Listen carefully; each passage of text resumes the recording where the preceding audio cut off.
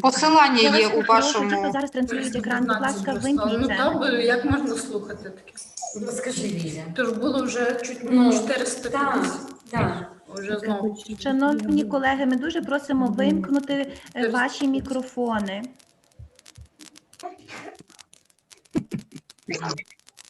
Я тоді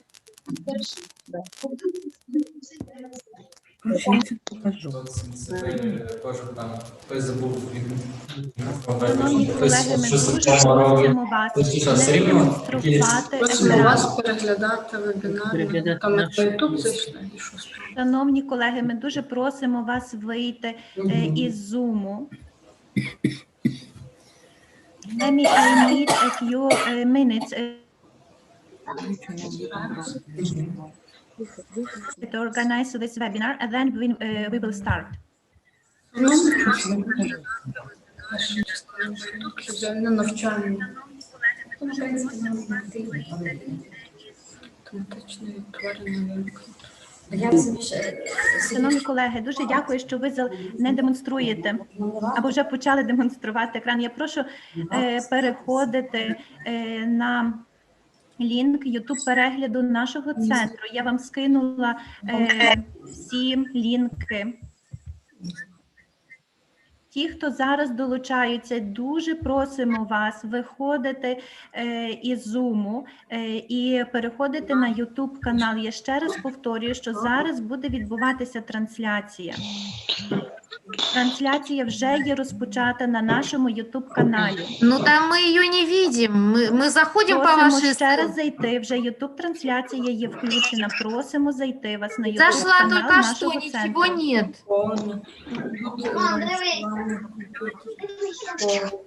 100%. Я той звук.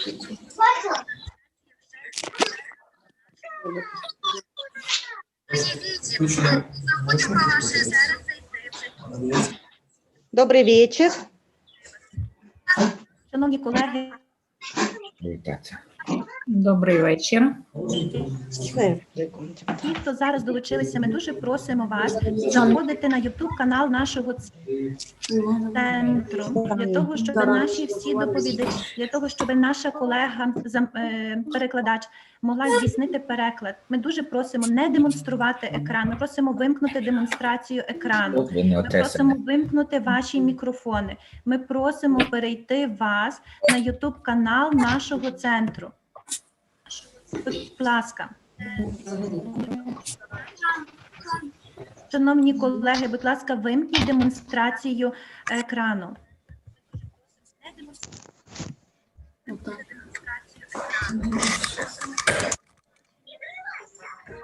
Я перепрошую, ми мусимо ще пару хвилин налагодити співпрацю. Я хочу ще раз запитатися, чи є наш перекладач? Пані Оксана, чи ви... Будь ласка, вимкніть демонстрацію екрану. Ви є з нами. Я ще раз дуже прошу, шановні колеги, перейдіть, будь ласка, на YouTube канал. Як тільки з'явиться наш перекладач, я бачу, є наші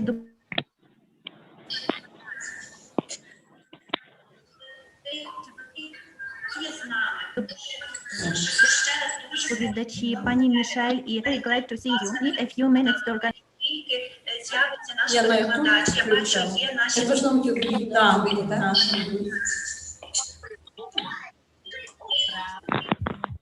Шановні, дуже прошу, зупиніть трансляцію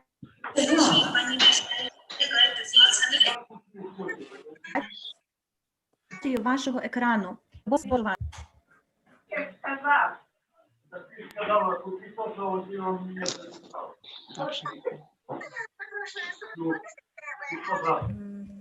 Шановні колеги, я ще раз дуже наполегливо прошу, всі отримають сертифікати.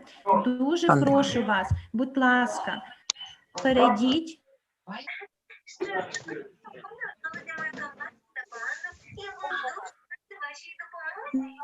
на YouTube канал нашого центру, на YouTube трансляцію. Ми зможемо розпочати наш вебінар. Зараз є близько 2000 переглядів на нашому YouTube каналі. Дуже просимо вас наполегливо, перейдіть, будь ласка, на YouTube канал. Будь ласка, тримайте свої мікрофони вимкненими.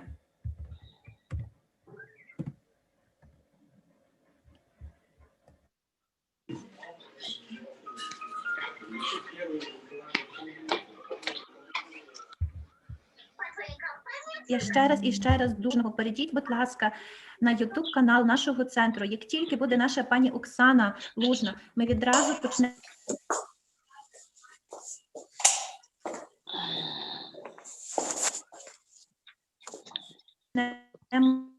трансляцію. Шановні колеги, ми дуже наполегливо просимо вас, щоб ви перейшли на YouTube-трансляцію нашого центру. Як тільки буде наш перекладач, ми зможемо розпочати вебінар. Дуже просимо для того, щоб ми швидше розпочали його. Наш вебінар. Перейдіть, будь ласка, на YouTube-трансляцію. Можна вам трошечки допомогти? Будь ласка, нікого не пускайте зараз на трансляцію. У вас справа є кнопка «Вимкнути звук у всіх», там, де користувачі, учасники. Нажміть на кнопку «Учасники». Шановні колеги, дуже просимо тримати ваші мікрофони вимкненими. Ми чекаємо на нашого перекладача пані Оксану. Через велику кількість учасників пані Оксана зараз намагається знайти своє місце в черзі для того, щоб до нас добратися. Тому дуже прошу вас, для того, щоб ми розпочали нашу роботу, перейдіть, будь ласка, на трансляцію центру.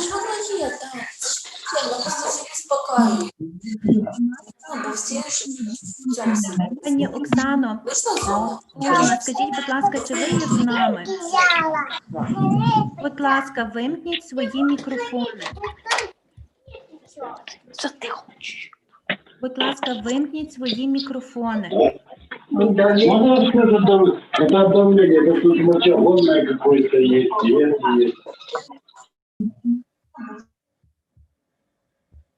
Шановні колеги, дуже просимо вас переходити на YouTube-трансляцію нашого центру, для того, щоб ми розпочали нашу роботу. Нам дуже важливо, аби наш перекладач добрався до нашого чату. Тому дуже прошу вас, для того, щоб ми краще могли організувати нашу роботу. Перейдіть, будь ласка, на YouTube-трансляцію.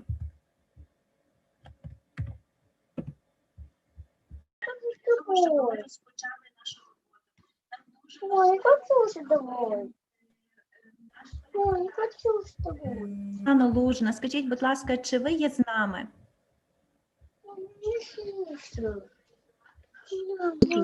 Я ще раз і прошу кожного, хто є тут. Це для нас дуже важливо, щоб ми вчасно розпочали. Бо, на жаль, можемо мати обмеження в часі. Дуже просимо вас перейти на YouTube-трансляцію нашого центру. Кожного, кого я бачу зараз, дуже-дуже наполегливо прошу. Ви всі зможете отримати сертифікати. Люди пишут, участники, да сюда нажать мне. Дуже просимо вас. Я не знаю, как я это, как Ви мне всі написать. зможете отримати сертифікати. Дуже просимо вас перейти на YouTube-трансляцію нашого вебінару. А ну, посмотри, пожалуйста. Це є близько 3000 учасників. Дуже просимо вас. Люди пишут, участники, да сюда нажать мне.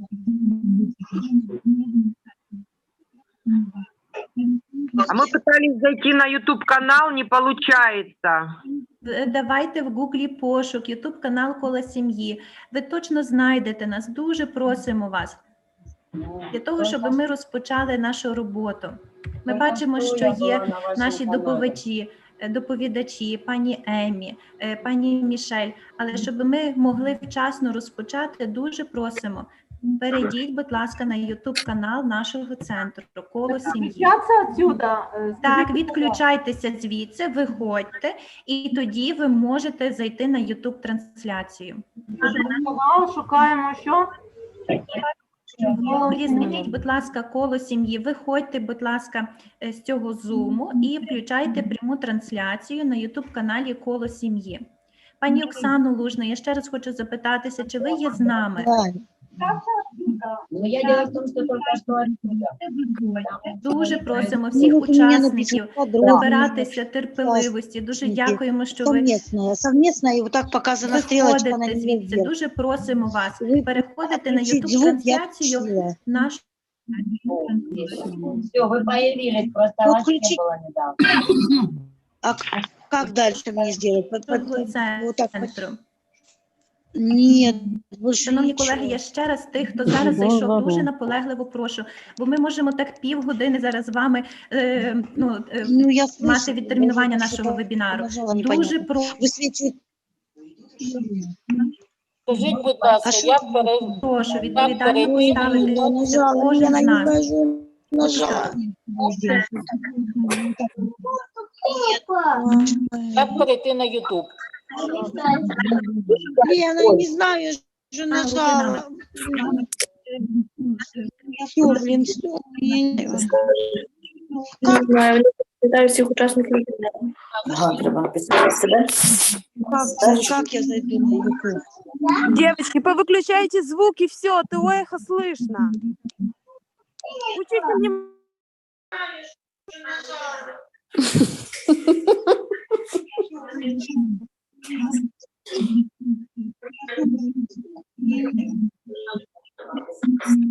Вітаю всіх учасників вебінару. Ага, треба написати себе. Как я зайду на YouTube?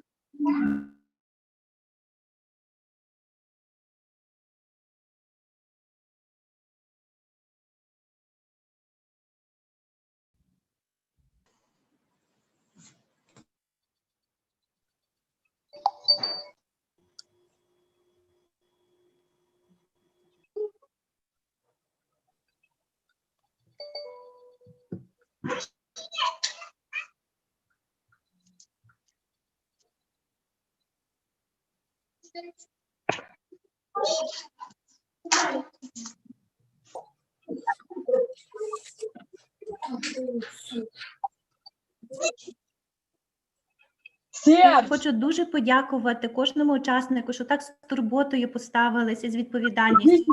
У нас ще є наші доповідачі і наш перекладач, пані Оксана Лужна. Зараз.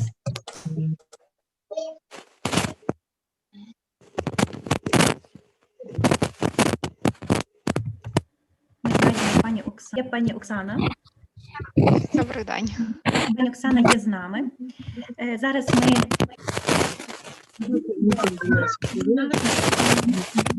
пані Мішель і пані Еммі. Дуже дякую кожному учаснику, що так відповідально поставилися до мого запрошення перейти на YouTube-трансляцію. Thank you so much to all the participants who were so responsible and agreed to join YouTube channel. So thank you so much for that. Добре. То, на сам початок я дуже попрошу вас, вимкніть, будь ласка, ваші мікрофони. Я зараз... Нажми просто вот сюда и нажми просто сюда, и ты выйдешь. Як в ролі адміністратора вимкну всі мікрофони, то я включу тих доповідачів, які будуть розповідати. Добре. Гаразд. То дуже раді вас вітати, шановні колеги, на нашому першому вебінарі, який присвячений сучасним стандартам інклюзивного супроводу дітей з особливими освітніми потребами. Цей вебінар проводиться Центром здоров'я і розвитку «Коло сім'ї» в межах проєкту «Психічне здоров'я для України» за підтримки Швейцарії, Міністерства освіти і науки України, Департаменту освіти і науки Львівської обласної державної адміністрації, а також Управління освіти Львівської міської ради. Цей вебінар для нас є дуже особливим, оскільки об'єднав велику кількість вас, педагогів, психологів, фахівців інклюзивно-ресурсних центрів. Це понад 13 тисяч освітян з різних куточків України – півночі, півдня, заходу і сходу. Організовуючи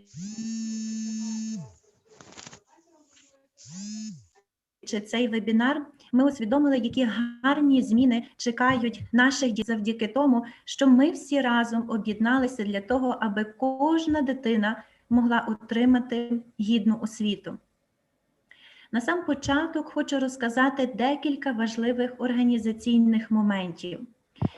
Ми просимо тримати ваші мікрофони вимкненими для того, аби краще було чути доповіді наших колег з Америки. Сертифікати є безкоштовними, так само, як і участь у вебінарах. Отримати ці сертифікати ви зможете у 20-х числах лютого з покроковою інструкцією на свої електронні скриньки. Тому всі, хто були зареєстровані, якщо ви теж хочете, ви можете передавати нашу інформацію вашим колегам, які не змогли сьогодні долучитися.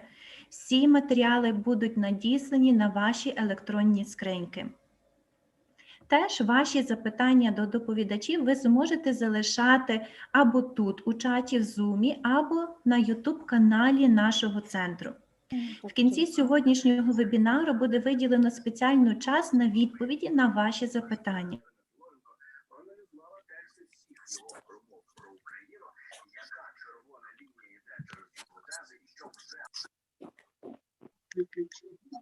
Теж зверніть увагу, що ви голосі і інші інформаційні матеріали обов'язково зараз на YouTube-каналі і в Zoom я буду залишати.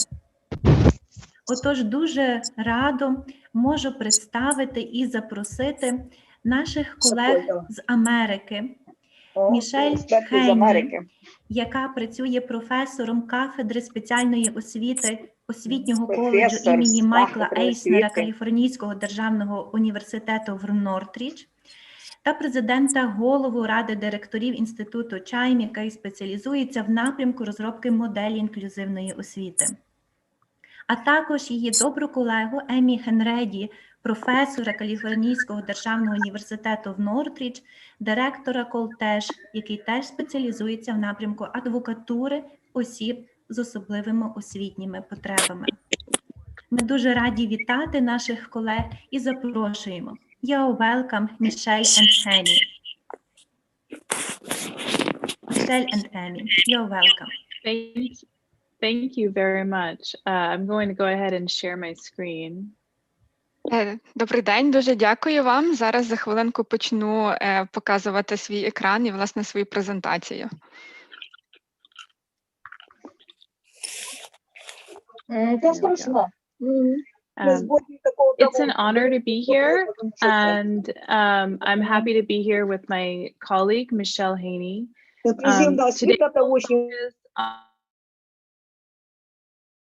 Мені дуже приємно, що мене запросили сьогодні з презентації, і я дуже рада, що маю честь виступати разом з своєю колегою Мішель Хейні.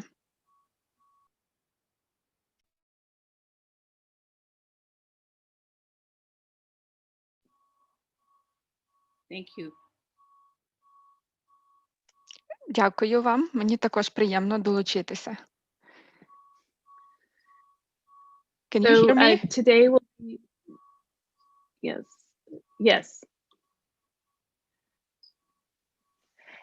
Today we'll be focusing on inclusive education for students with intellectual disabilities.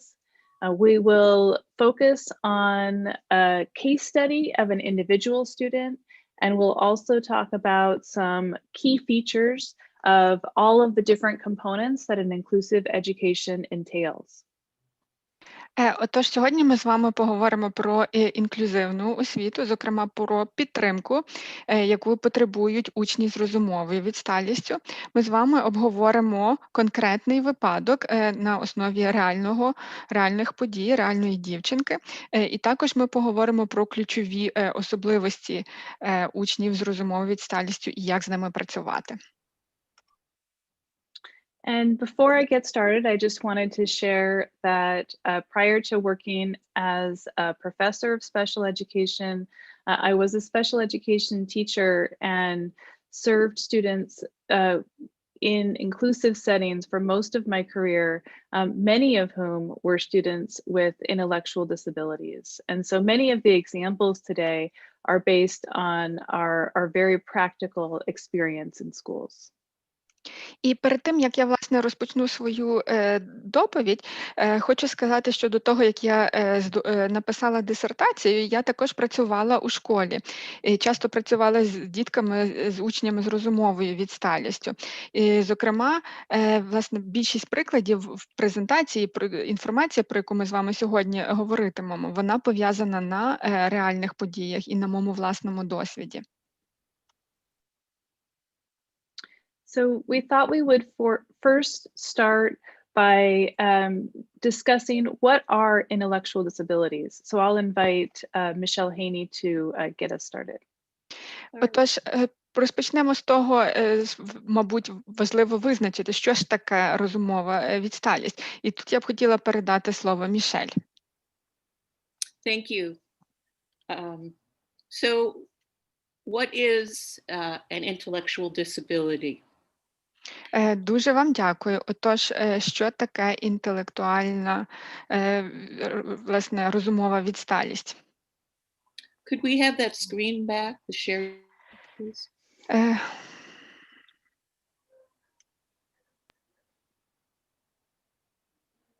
Thank you. Thank you. So an intellectual disability involves significant limitations in a capacity for learning, reasoning, and problem solving. So that's what we think about as intelligence, how we learn, how we reason, how we solve problems. Отож, розумова відсталість, що ж це таке? Вона пов'язана з суттєвими обмеженнями здатності людини навчатися чи мислити, вирішувати певні проблеми. Тобто, іншими словами, це можна назвати інтелектом, який, власне, пов'язаний з метикуванням, мисленням і комунікацією. But in addition to these limitations, we also will see social and practical skills as limited. Але не лише інтелектуальні навички вражаються, але також діти мають проблеми з соціальними і практичними навичками. So these are the practical skills are what we use in everyday life. І, зокрема, це такі практичні навички, які необхідні людям в повсякденному житті. For example, use of time, number concepts, and the ability to make choices for oneself. Зокрема, це, наприклад, щось рахувати, власне, здавати якусь роботу вчасно, а також здатність орієнтуватись і приймати рішення самостійно.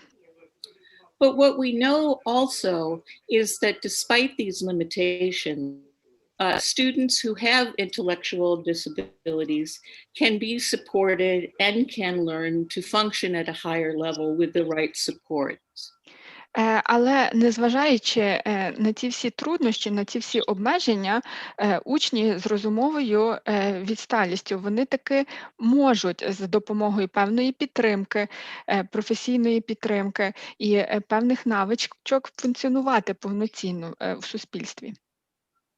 Some of the common syndromes that you may be familiar with are Down syndrome, fetal alcohol syndrome, Fragile X syndrome, and other genetic or chromosomal anomalies. Отож, серед типових синдромів, які пов'язані, які можуть також спричиняти розумову відсталість, це синдром Дауна, це алкогольний синдром плоду, це також синдром крихкої Х-хромосоми та інші генетичні або хромосомні захворювання. And in the Ukraine, approximately 98,000 to 123,000 children or people may be affected by limitations in intellectual abilities. Що стосується статистики в Україні, то поширеність цих захворювань становить приблизно від 98 тисяч до 123 тисяч людей. But I want to talk about specifically the notion, the old notion that we had about what is an intellectual disability, which was simply an IQ score. Але хочу з вами також поговорити про наш старий погляд на інтелект. Зокрема, це на бали за тестом IQ. we used to think that the IQ score itself reflected one's innate capacity to learn. Власне, раніше вважалося, що бали по тесту IQ, вони відображають здатність людини до навчання. And that it was pretty much set and unchangeable. І це досить сумно, і було досить довго важко змінити. But we also have learned over time that an IQ score is itself something that reflects many different things. Але з часом ми довідалися, що, власне, бал за тестом IQ відображає багато різних речей. So it reflects your cultural experiences, it reflects your experiences in your home and community, it reflects your motivation, and it reflects various kinds of abilities. So it's not a set thing, it's a very fluid thing. І, власне, цей тест по балу IQ, тобто він не є якимось зафіксованим, він є більш гнучким, і, зокрема, він відображає різні сфери досвіду людини, пов'язані з комунікацією, з мотивацією, а також різні здатності людини функціонувати у суспільстві. So we now have to understand that because these things are all things that can be affected by opportunity and support, that we can see one's intellectual ability as something that can be affected and with the proper supports. І, власне, є така змога, що всі ці сфери, всі ці здатності, про які я щойно згадала, вони впливають на життя людини, але за допомогою правильної підтримки можна це все покращити і удосконалювати. So we now think about intellectual abilities not so much as a limitation in you or in the person, but we think about it as a measure of how much support you need in order to be able to learn. Отож, загалом про розумову відсталість ми сприймаємо її так, тобто це не є суто обмеження якісь про людину, а це, власне, певна кількість навиків і певна кількість підтримки, яку людина потребує з розумовою відсталістю, аби краще функціонувати. The limitation really is in us as educators in terms of how well we can provide those supports and raise the person's capacity to learn and to function. Тобто обмеження фактично зводяться до вчителя, до освітянина, тобто наскільки добре ми можемо надати підтримку людині з розумовою відсталістю, аби забезпечити її потрібними інструментами для життя. Thank you. So, Amy? So when we describe students in terms of their support needs, we want to consider several different areas. Those include the support that students need in the area of academic skills. Власне, коли ми описуємо про навички, які людина потребує, і, власне, яку підтримку вона потребує, то, зокрема, ми говоримо про академічні навички. But it also includes the support that they need in the areas of language and literacy, social skills, and practical skills. Але це також включає навички, пов'язані з мовою, з писемністю, також практичні навички і соціальні навички.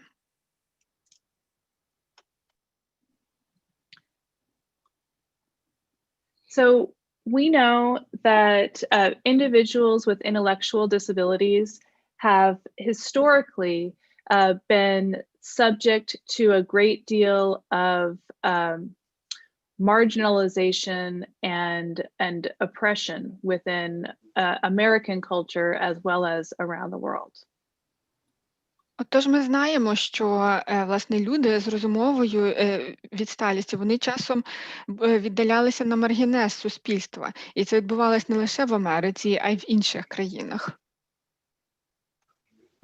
Historically, these individuals have sometimes spent a great deal of their life in institutions or very segregated settings. Історично так склалося, що такі люди провели дуже велику частину свого життя в призначених інституціях або ще в інших відокремлених інституціях і загалом відокремлено від цілого суспільства. And what we know is that when individuals with intellectual disabilities spend most of their lives in separate settings, the outcomes for these students are very poor. І що ми тепер знаємо, що якщо людей з розумовою відсталістю десь відокремлювати, тоді результат їхнього життя буде досить поганий, оскільки вони не мають підтримки, вони відокремлено функціонують. But we also know that when individuals with intellectual disabilities have access to high expectations as well as the support that they need to access their environments, that they can achieve many great things. І ще ми тепер знаємо, що якщо люди з розумовою відсталістю, вони до них ставлять високі очікування, якщо вони отримують підтримку, яка їм, власне, потрібна, тоді вони можуть досягнути багато речей у суспільстві і в своєму житті. So we know, for example, that people with intellectual disabilities can work and maintain a job. Отож, ми знаємо, що люди з розумовою відсталістю, вони можуть повноцінно жити, а також працювати. They can live in their own places, their own apartments or houses, either alone or with their own loved ones or with support from paid support providers. І ми знаємо, що, власне, такі люди можуть самостійно проживати в своїх власних квартирах, можуть проживати зі своїми дорогими людьми, з своїми половинками, або також можуть проживати, потребуючи допомоги за якісь певні платні сервіси. Тобто, отримуючи певний платний сервіс, вони отримують допомогу і підтримку у своїй квартирі. And when taught the skills that they need, many individuals with intellectual disabilities can live independently. І, власне, коли люди з розумовою відсталістю, вони отримують навики, які їм необхідні, вони можуть повноцінно жити самі, їм цього достатньо. And of course, these individuals also can develop friendships, can develop literacy and communication skills, and can learn a wide variety of academic skills. Власне, з певною підтримкою люди можуть навчитись і писемності, і комунікації, і опанувати інші академічні і навчальні риси.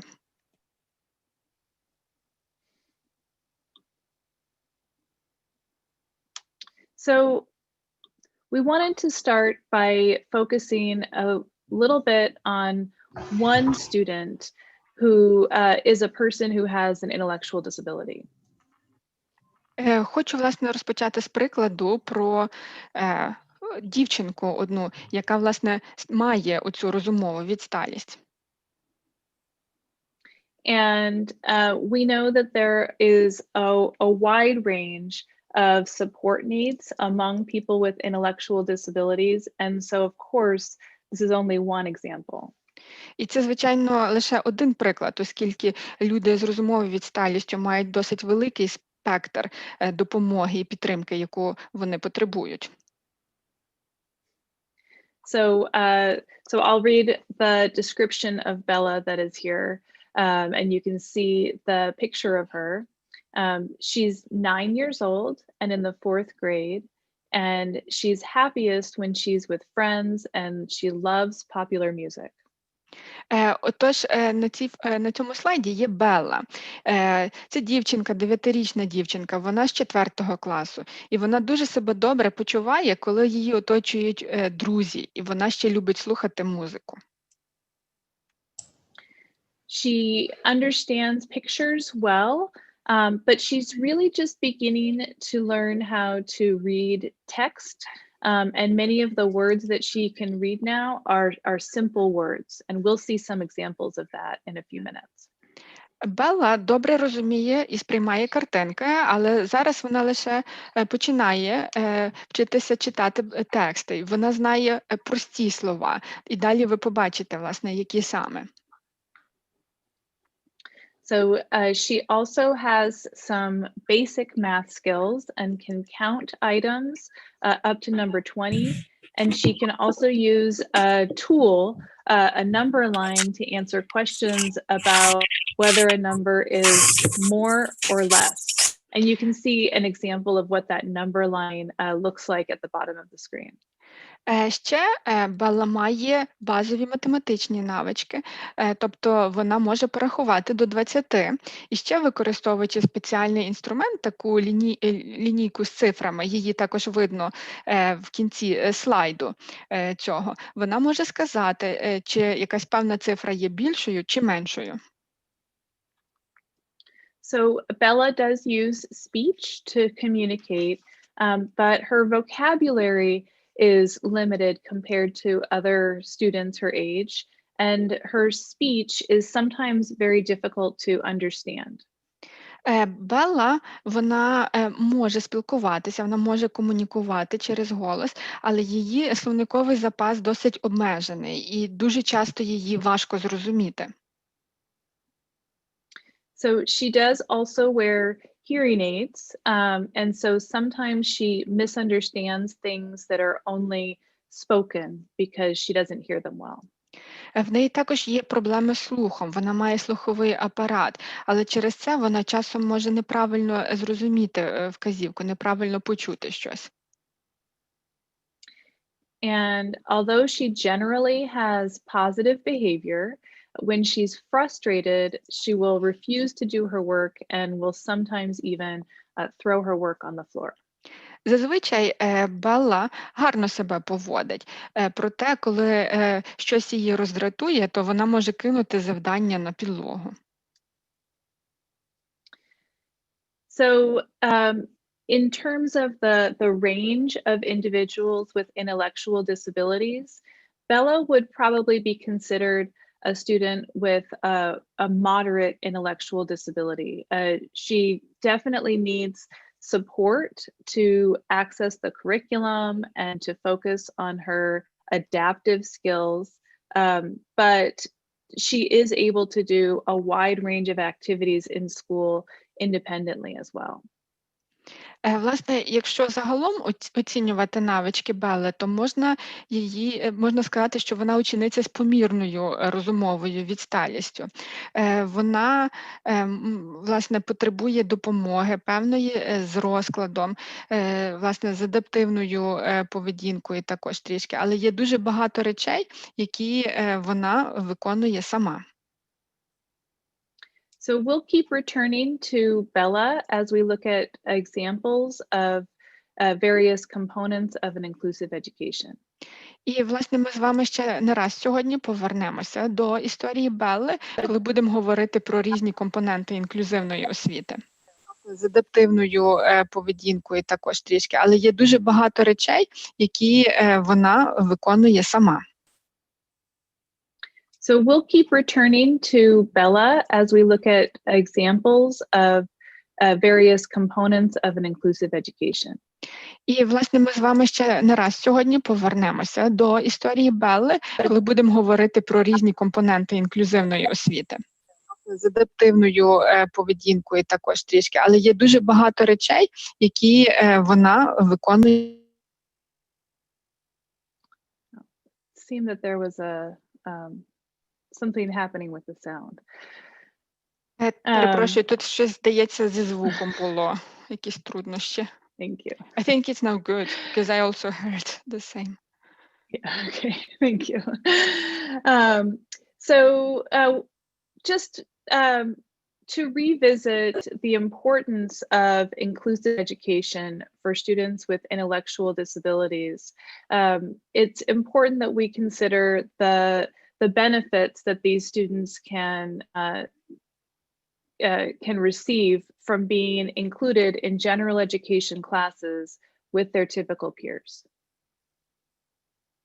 Отож, хочеться ще раз наголосити на важливості, чому учнів з розумовою відсталістю потрібно додавати до звичайних класів, чому важлива ця інклюзивна освіта, оскільки учні з розумовою відсталістю можуть дуже багато переваг отримати від такого навчання.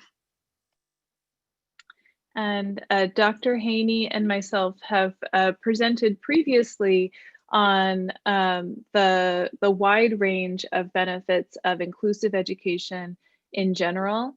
And so this is a very short summary of the benefits of inclusive education. Власне, доктор Хейні і я трішки раніше вже розповідала про переваги інклюзивної освіти. В нас була ціла презентація на це. А ось на цьому слайді у нас буквально дуже такий коротенький підсумок всіх переваг. So we have over 30 years of research that demonstrates that students with intellectual and other disabilities who are included in general education make significant gains in a wide range of areas. Власне, дослідження, які проводили більше 30 років, показують, що учні з різними вадами, з різними освітніми потребами завдяки інклюзивній освіті можуть дуже добре розвивати свої навики, досягати хороших результатів у різних сферах. So inclusive education for these students leads to improved communication, literacy, and academic skills. Власне, інклюзивна освіта допомагає учням з особливими освітніми потребами мати кращі навички комунікації, кращий рівень писемності і грамотності та академічних знання. And part of the reason for that is that the expectations are raised for students when they are educated in general education settings. І ще також результат показує те, що коли учні з особливими навчальними потребами навчаються в загальній школі, до них ставлять більші вимоги, і це також дає кращий результат. We also know that students with intellectual disabilities develop a wider range of relationships and a network of support when they're educated in general education settings. Також ми знаємо, що учні з розумовою відсталістю, власне, в контексті загальної освіти, інклюзивної освіти, мають нагоду розвинути більше знайомств, мають більше стосунків та більшу мережу підтримки. And that network of support is very important because when students with intellectual disabilities are spending their school days together with their neighbors and friends who don't have disabilities, those classmates become the support system that they might have throughout their lives. І, власне, ця мережа підтримки є надзвичайно важливою для дітей з розумовою відсталістю, оскільки їхні однокласники, вони з часом утворюють таку міцну мережу підтримки, якою учні з розумовою відсталістю можуть користуватися протягом всього свого життя. And I know that I told this story in a previous session, but I went to school with an individual with intellectual disabilities, and we are still friends today. Я цю історію вже розповідала на попередній презентації, але хочу ще з вами поділитися також, що коли я ходила до школи, в мене був однокласник, власне, з особливими освітніми потребами, зокрема з розумовою відсталістю. Okay. And finally, we know that inclusion leads to improved long-term outcomes like employment and participation in the community when students are included. І ще дослідження показують, що інклюзивна освіта показує суттєві, набагато кращі результати в довготерміновій перспективі.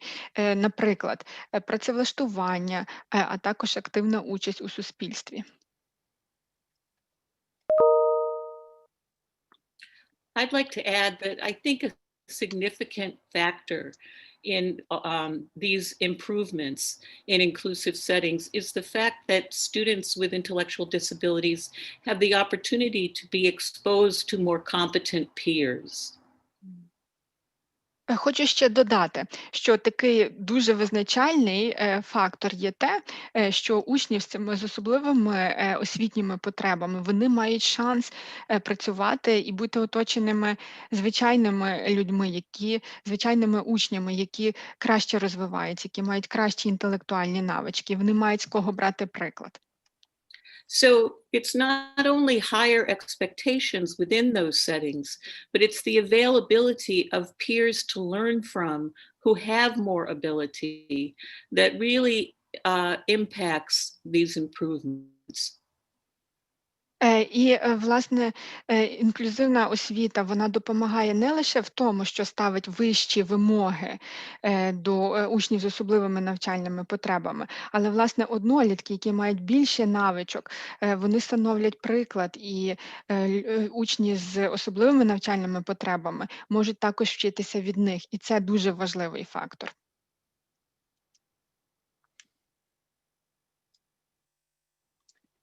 So next, we would like to talk about some of the critical elements of an inclusive program for students with intellectual disabilities. А далі ми з вами проговоримо про важливі елементи інклюзивної освіти для учнів з розумовою відсталістю. And these are really elements that we would want to consider for the full range of students with intellectual disabilities. So whether they have mild support needs or extensive support needs or anywhere in between. І, власне, ці елементи, вони працюють у будь-якому контексті, тобто вони покривають весь спектр, власне, різних особливих потреб і вад. І за допомогою певних адаптацій можна їх застосовувати для будь-якого контексту. So the first element is the foundation, and that is the idea that we want to create a accessible learning environment that will meet the needs of the broadest range of learners through universal design for learning. Власне, перший елемент – це є основа, це фундамент. І, власне, це є забезпечення навчального матеріалу і навчання для якомога більшого спектру учнів, аби покрити якомога більший спектр їхніх навчальних потреб. So universal design for learning really includes many different formats for instruction, many different ways to motivate or engage students, and many different ways to measure or assess student learning. Власне, цю основу, цей фундамент може допомогти забезпечити універсальний дизайн для навчання, який, власне, складається із різних форматів викладу матеріалу, а також з різних способів мотивації учнів. І він також включає різні способи оцінювання вивченого та пройденого матеріалу. And then, in addition, or on top of that strong foundation of universal design for learning, we build several individualized systems around the unique needs of students with intellectual disabilities. І, власне, на основі цього фундаменту універсального дизайну для навчання є далі наступні надбудови. Тобто це вже елементи, які можуть задовільняти окремі потреби людей і учнів з особливими навчальними потребами.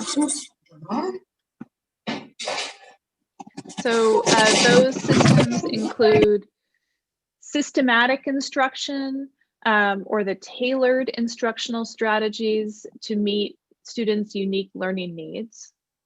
І, власне, одним з таким елементом це є системний виклад матеріалу, тобто такий, який адаптований для потреб конкретної особи.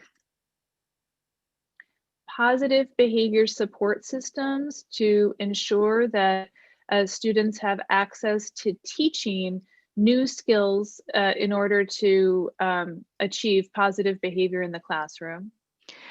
Наступним елементом є підтримка позитивної поведінки. Це для того, щоб забезпечити таку атмосферу, аби вчитель міг навчати нових навиків учня. Social and communication skills that they need to interact with their peers and to develop the communication skills that they will need throughout their life.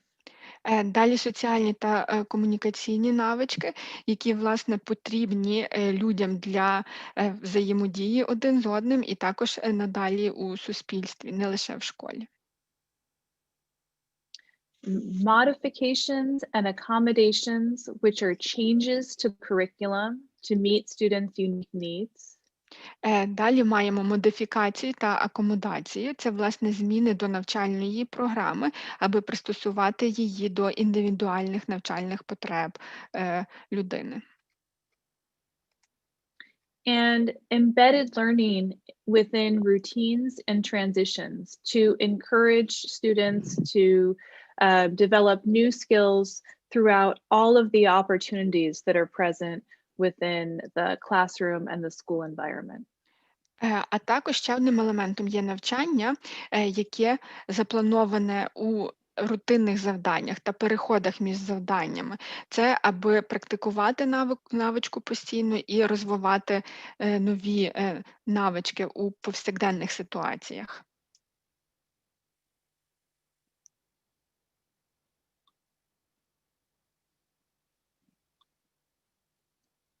So we'll address each of those elements now, and we'll give as many examples as we can. А зараз проговоримо про кожні ці елементи і спробуємо поділитися великою кількістю прикладів до кожного. So let's first look at universal design for learning and explore each of those elements. Отож, спершу візьмемо нашу основу, фундамент – це універсальний дизайн для навчання та елементи, які він включає. So these are strategies that we want to include for all students within the classroom environment. And these strategies allow all students to access the curriculum in many different ways. And that's why they lay the foundation for students with intellectual disabilities. Власне, універсальний дизайн навчання, так, він забезпечує доступ до всіх студентів. І він, власне, потрібен для всього класу. Тобто це певні стратегії, які можна застосовувати для всіх студентів, аби надати їм рівний доступ до навчального матеріалу, до навчального плану і, власне, у різні способи. So for the first element, in many formats for instruction, that means that instead of only talking to students, we want to make sure that we use pictures to accompany text, that we incorporate strategies like music and songs, physical responses, which are ways that students can show a response without just using speech or text, and providing actual materials that students can count or touch or use with their hands. І, власне, перший елемент це різноманітні формати і способи викладу матеріалу. Тобто, що тут важливо? Що вчитель не лише просто говорить, не лише просто розповідає, а якось ще доповнювати і надавати зміни до форми викладу матеріалу. Тобто, наприклад, до тексту подавати картинки, також до матеріалів додавати музику або пісні. Можна також залучати жести та фізичні рухи. І ще добре працює знаходити і давати учням справжні речі, які вони можуть порахувати або ще якось взаємодіяти з ними.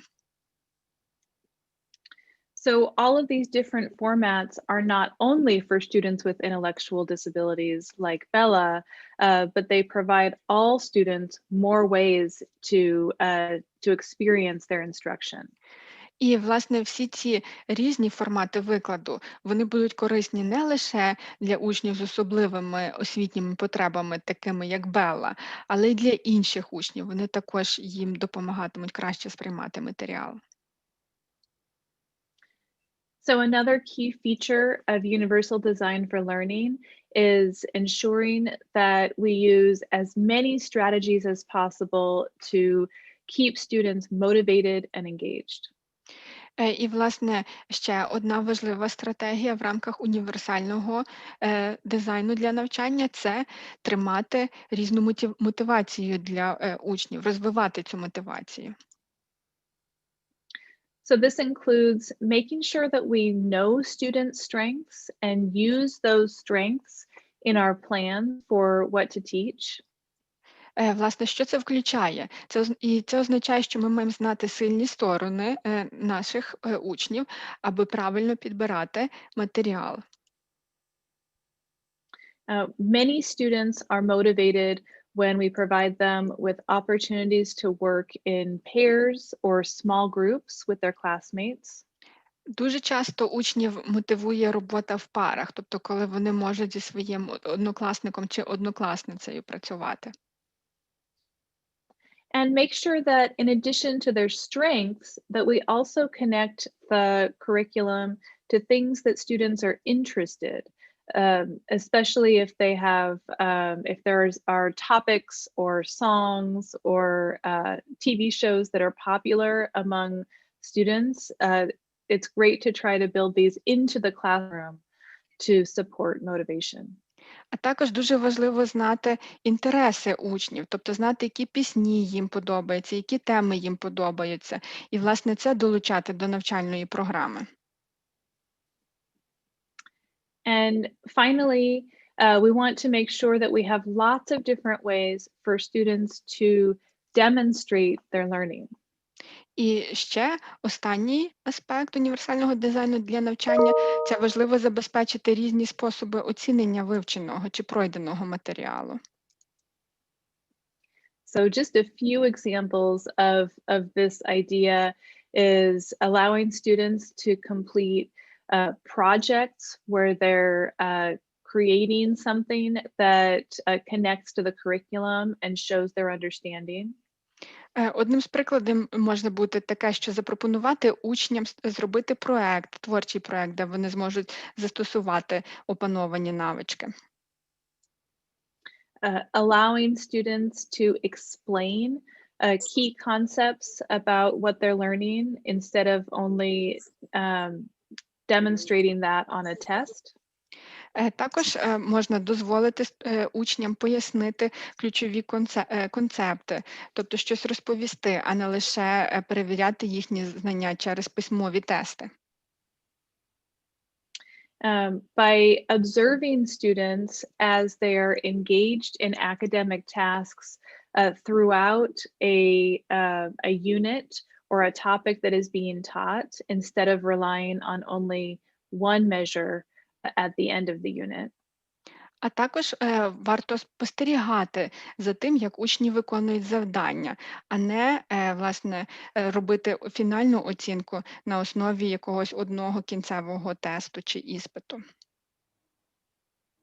And when we do use tests or more formal formats for assessments, we want to make sure that students have many different types of ways to respond. For example, in writing, by dictating or saying it aloud, and using multiple choice responses.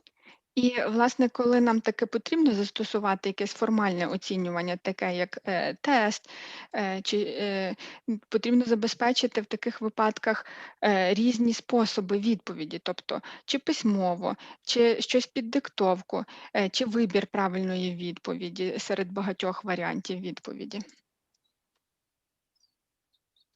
So we know this is a large group. We would love to try a little participation using the chat. Thinking about Bella, we want to make a connection between these whole class strategies and whole class strategies that would also benefit Bella. Наша група є досить великою сьогодні, але б хотілося трошки взаємодії з аудиторією. Якщо ми подумаємо про Беллу, так і про учнів з особливими потребами, тобто які з цих стратегій загальних, які підходять для всього класу, які були б дуже корисними, власне, для Белли? So just remembering two things that we know about Bella is that she's very motivated by her peers and enjoys them. And she also understands pictures very well. І хочу вам нагадати, що, власне, Белла, вона дуже любить спілкуватися з друзями своїми, її мотивує, власне, однокласники і друзі, а ще вона добре розуміє картинки. So what are some approaches that a teacher could use for the whole class that would also benefit Bella? Отож, які підходи викладача, які стратегії, які також підходять для всього класу, будуть особливо добрі для Белли? Okay, and go ahead and respond in the chat. Будь ласка, дайте ваші відповіді в чаті, напишіть. Visual support and pair work. Yeah. Good. Anything else that came up? Можливо, ще якісь варіанти? We have project work, проектна робота, пишуть візуальна підтримка, робота в міні-групах.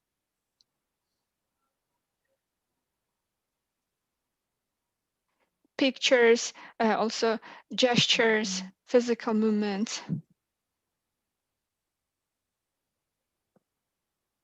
Yes, perfect. So using all of those supports for the whole class will help Bella to access her instruction before we even have to begin to tailor or individualize. And it will also help all the other students as well. Отож, власне, ці стратегії можна застосовувати для всього класу, але є окремі, так, які підійдуть і для всіх студентів, і будуть особливо корисними для Белли.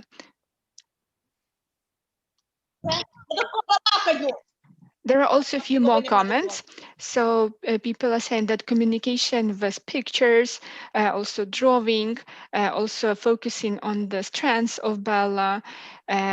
We have also all types of work, combination of music and other activities. Also work with a peer, including pictures and also text with pictures. And work in small pairs, small groups. I think you can also look at this particular slide as a planning form in a way. If you have a child with intellectual disability in your classroom, you could think about these 3 different categories and fill in for yourself strategies that you could use in each category that are specific to the child's needs, the child that you're working with. І, власне, цей слайд і цей фундамент універсального дизайну для навчання, його можна застосовувати для планування уроку. Тобто, подивившись на нього, можна подумати про учня чи ученицю з особливими освітніми потребами, які є в вашому класі. І за допомогою цих 3 категорій спланувати певні активності, певні стратегії, які ви долучите до уроку. Зосереджуватися також на індивідуальних потребах учениці чи учня з особливими освітніми потребами.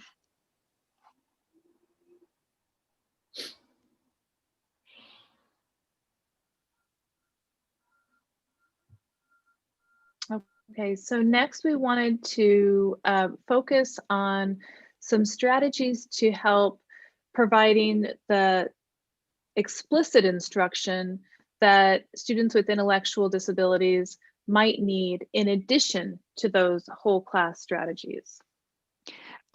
А ще ми зараз з вами проговоримо про якісь конкретні явні інструкції, явні вказівки для учня з особливими потребами, оскільки він їх потребує.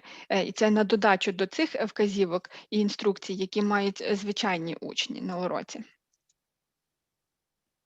And this is really a series of steps and supports that are happening all the time as we're teaching students in a wide range of skills, from academic skills to more social and communication skills, as well as self-help skills to help them access their environment.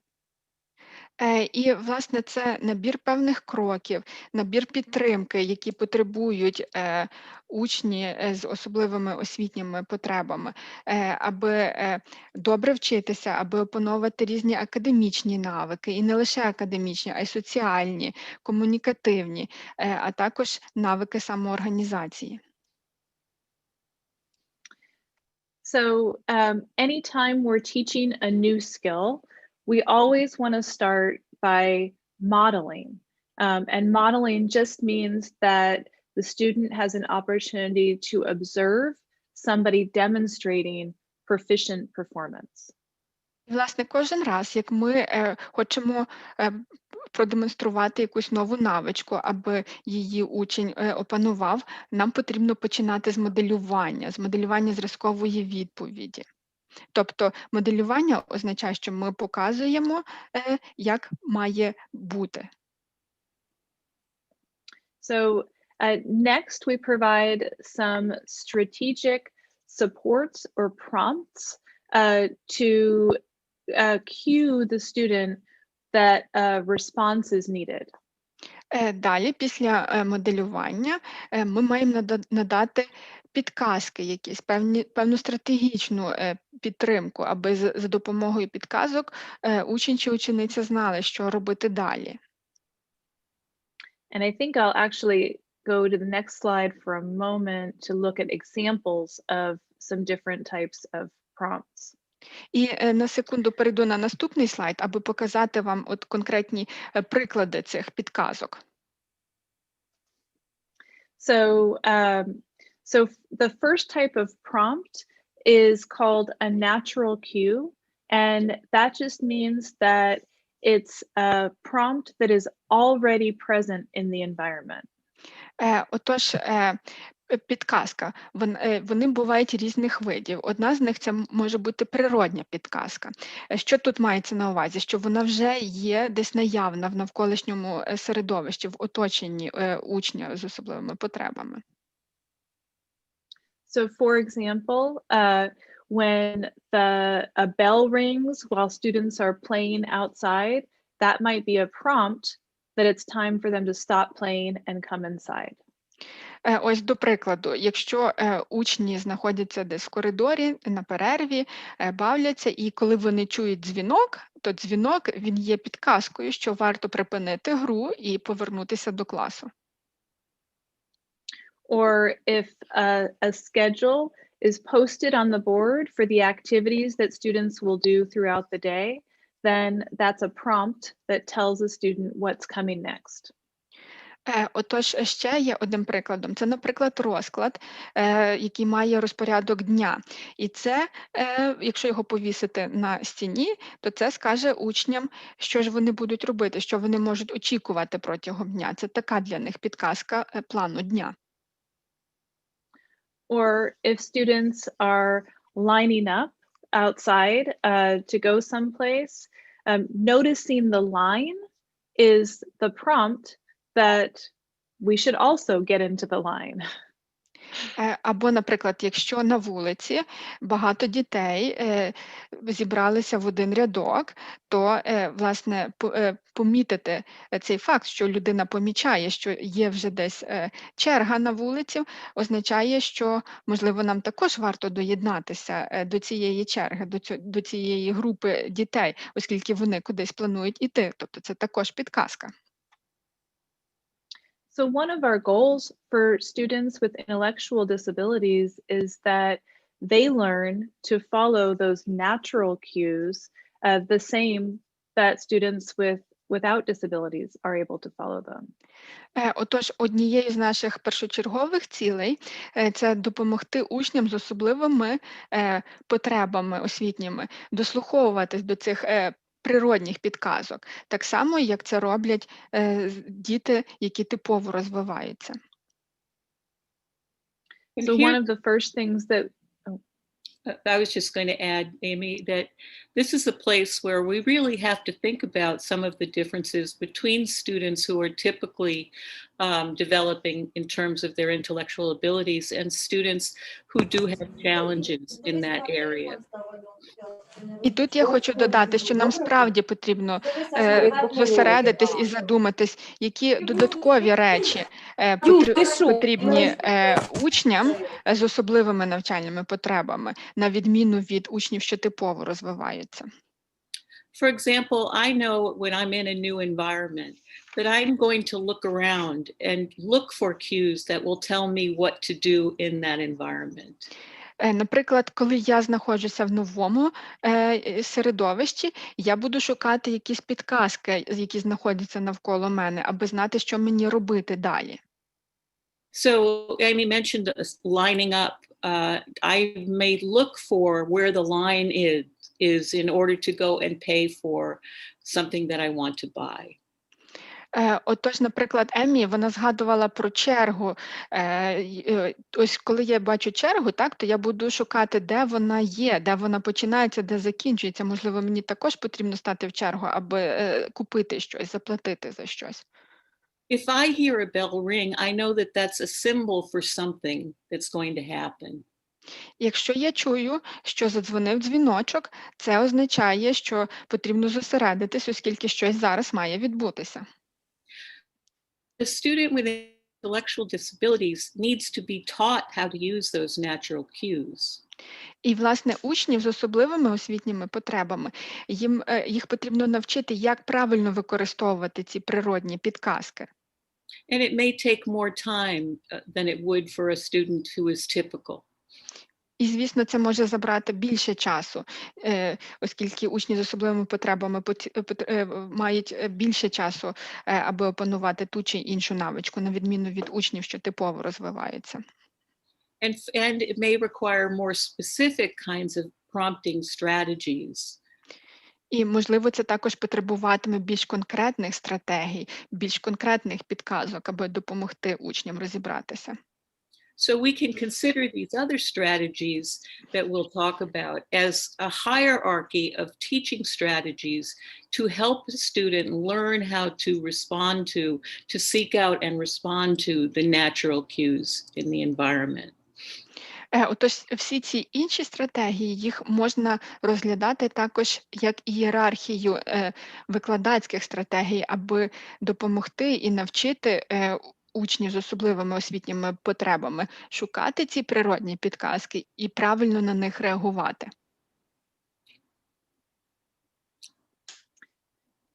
So I want to build on what Michelle was saying as we move on to gestural prompting.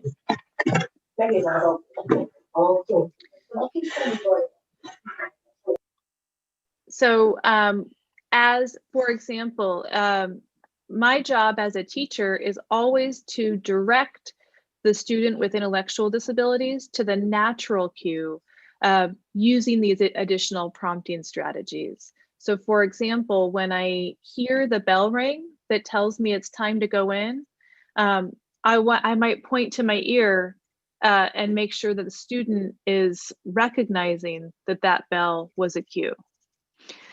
Отож, я, як вчитель, мушу додатково допомогти учневі розпізнати цю природню підказку. До прикладу, якщо продзвенів дзвінок, я можу вказати на своє вухо, аби, власне, учень з особливими потребами звернув на це увагу і, відповідно, зреагував, аби переконати, що він почув цей дзвінок. When it's time to transition to the next activity in class, I make sure to draw students' attention visually to the schedule and maybe even take off one thing that's done and point to the activity that's next. А якщо, наприклад, нам потрібно з одного уроку перейти на інший урок, тобто іде зміна активностей, то я можу підійти до ось цього розкладу, який висить на стіні, і показати на розклад, або навіть забрати одну частинку і вказати на іншу, тобто що щось інше починається. So gestural prompting is really all of the different ways that we provide those additional cues and nods and indications through gestures for what students are expected to do.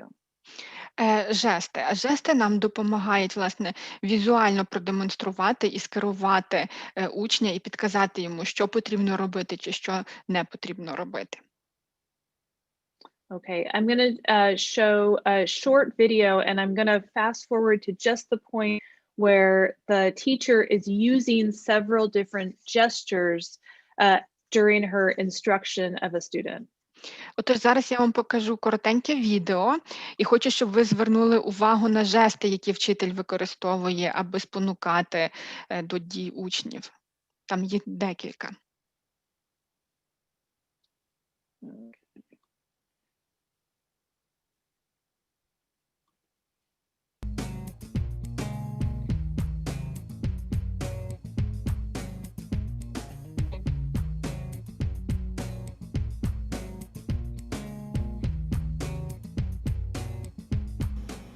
I think types of browsers.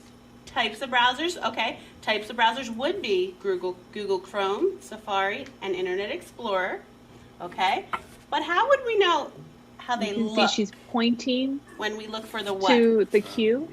The icon. Бачите, вона зараз Icon is a what? Who can tell me вказує. what an icon is? The button. Go ahead. It's Icon is a picture. picture. What helps you know which browser you're going on? Browser icons, which are pictures. Excellent. So she has a picture along with the text as additional cues for the students, and she also was providing a little bit of a visual cue that indicated the keyword of picture. Отож, як ви бачите, вчитель має фотографії, картинки і має текст, тобто є додаткові підказки, які учень може розпізнати, і також вона жестикулює. And we'll watch for a few more seconds to see the other specific gestural cues that she provides. І ще ми зараз декілька секунд подивимося, аби звернути увагу також на ще інші жести, інші рухи, які використовує вчитель як підказки. And when you double click on it, you open the browser. Okay, a URL is. Go ahead.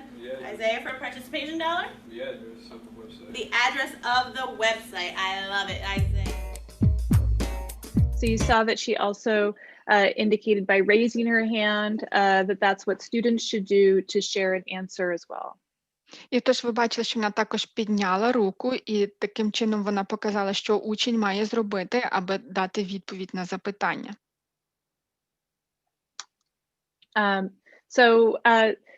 So gestural cues are one way to provide a sometimes more subtle cue for a student to direct them to a natural cue. Another type of prompt is called a verbal prompt, and those prompts can be either indirect or direct. Отож, підсумовуючи, жести, тобто це такі приховані підказки, які можуть власне вказувати на природню підказку, тобто це додатковий рівень. А ще підказки бувають вербальні, і власне вербальні поділяються на прямі словесні і непрямі словесні підказки. So an indirect cue is directing a student to the natural cue that's in the environment, and but does it in a way that allows the student to use the clue for what they should do next. So for example, what should we do next? Instead is a question to ask of the student instead of telling them what next. Отож, непрямі вербальні підказки, вони допомагають зосередити і сфокусувати увагу учня, привести його до природних підказок. Наприклад, можна записати, а що ми будемо робити далі, замість того, щоб чітко сказати, далі ми робитимемо те, то те. Ми просто запитуємо, що далі робити. Or asking them to notice what other students are doing, or asking them how they might start an activity in order to get them started.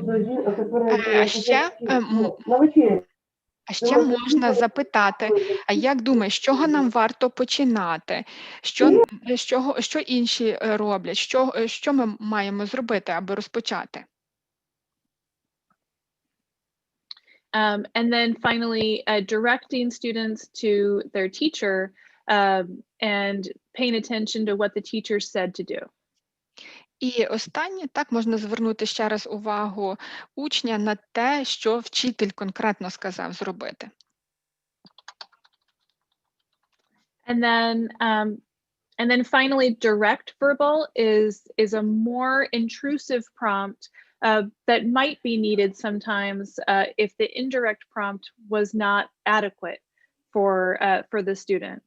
And that would include things like telling them directly to put their name on the paper or get their materials or pack up. І, власне, далі це прямі словесні, прямі вербальні вказівки, тобто їх застосовують, коли, власне, непрямі підказки не спрацювали, тоді ми чітко говоримо учневі, що робити. Наприклад, напиши своє ім'я, чи спакуйся, чи витягни свої матеріали, підготуйся. Okay. So all of those examples were prompts. And that's one critical part of systematic instruction. Отож, всі ці приклади, це були приклади підказок, тобто це як можна систематично давати вказівки через підказки. So the next piece is feedback. So as soon as a student is demonstrating a skill that they're learning, we want to make sure that we provide them with specific and positive feedback on their performance. Ще один важливий елемент – це позитивні коментарі про роботу. Тобто це такий своєрідний зворотній зв'язок з учнем. Тобто як тільки ми помічаємо, що учень починає опановувати навичку, робить те, що ми очікуємо, тоді дуже важливо дати конкретний коментар і похвалити учня за це. So for example, when a student is working on writing more independently, when they write with less support, we want to make sure we give them positive feedback, like saying, I love how you wrote that all by yourself. Наприклад, якщо ми допомагаємо учневі писати, а тут в один момент учень чи учениця пишуть самостійно, без підтримки, тоді потрібно це зауважити. І, наприклад, можна сказати, ой, мені дуже подобається, як ти це сама чи сам написала. Another form of positive feedback is teaching students to evaluate their own performance. А ще один варіант, тобто це навчити учня оцінювати власне свою роботу самостійно. And you can see an example of a checklist that was designed to help a student to get some more specific feedback on their performance, where it says my schedule and check-in. І ось тут, наприклад, ще на слайді є така інструкція, такий якби контрольний список, де учень може позначати галочкою так чи ні, чи ще якось додаткові елементи у своєму розкладі. So the student was focused on learning to use a voice that was not too loud or too soft, and to stay in the area where to stay in their seat or the area where they were supposed to be. Наприклад, учень чи учениця, вони фокусувались на тому, щоб не кричати, не говорити надто голосно, а себе добре поводити, сидіти на одному місці, не бігати по класу. Тоді можна якось себе оцінити. So for each part of the day, they received support to determine, did they use the right voice and did they stay in the right spot? So that helps them to self-evaluate and give themselves feedback on their own performance. Тобто з таким, власне, листочком, де учні можуть відзначати і давати оцінку самому собі, можна оцінювати різні частини дня. Учень сам може оцінити, чи він сидів там, де було потрібно, чи він не бігав, чи він говорив правильним голосом, чи він не кричав. So as we continue to give students positive feedback when they're demonstrating new skills, then we also start to fade prompts or reduce the types of direct prompts so that students are gaining more independence. І, власне, коли ми бачимо все більше і більше позитивної роботи, нам потрібно з часом зменшувати кількість підказок, аби учень чи учениця починали більш самостійно працювати. And then the final step in systematic instruction is to ensure that students are able to generalize their skills to be used in many different situations. І ще дуже важливо, щоб учні вміли узагальнювати речі, аби використовувати одну і ту саму навичку в різних ситуаціях. So if we had mostly practiced working on a writing skill during a specific writing task during the day, we want to make sure they can also demonstrate that skill anytime that writing is needed. Отож, наприклад, якщо сьогодні на уроці ми навчалися писати, ми вчили учнів писати, то дуже важливо, щоб учень чи учениця могли писати в інших ситуаціях, коли це є необхідно, а не лише на уроці.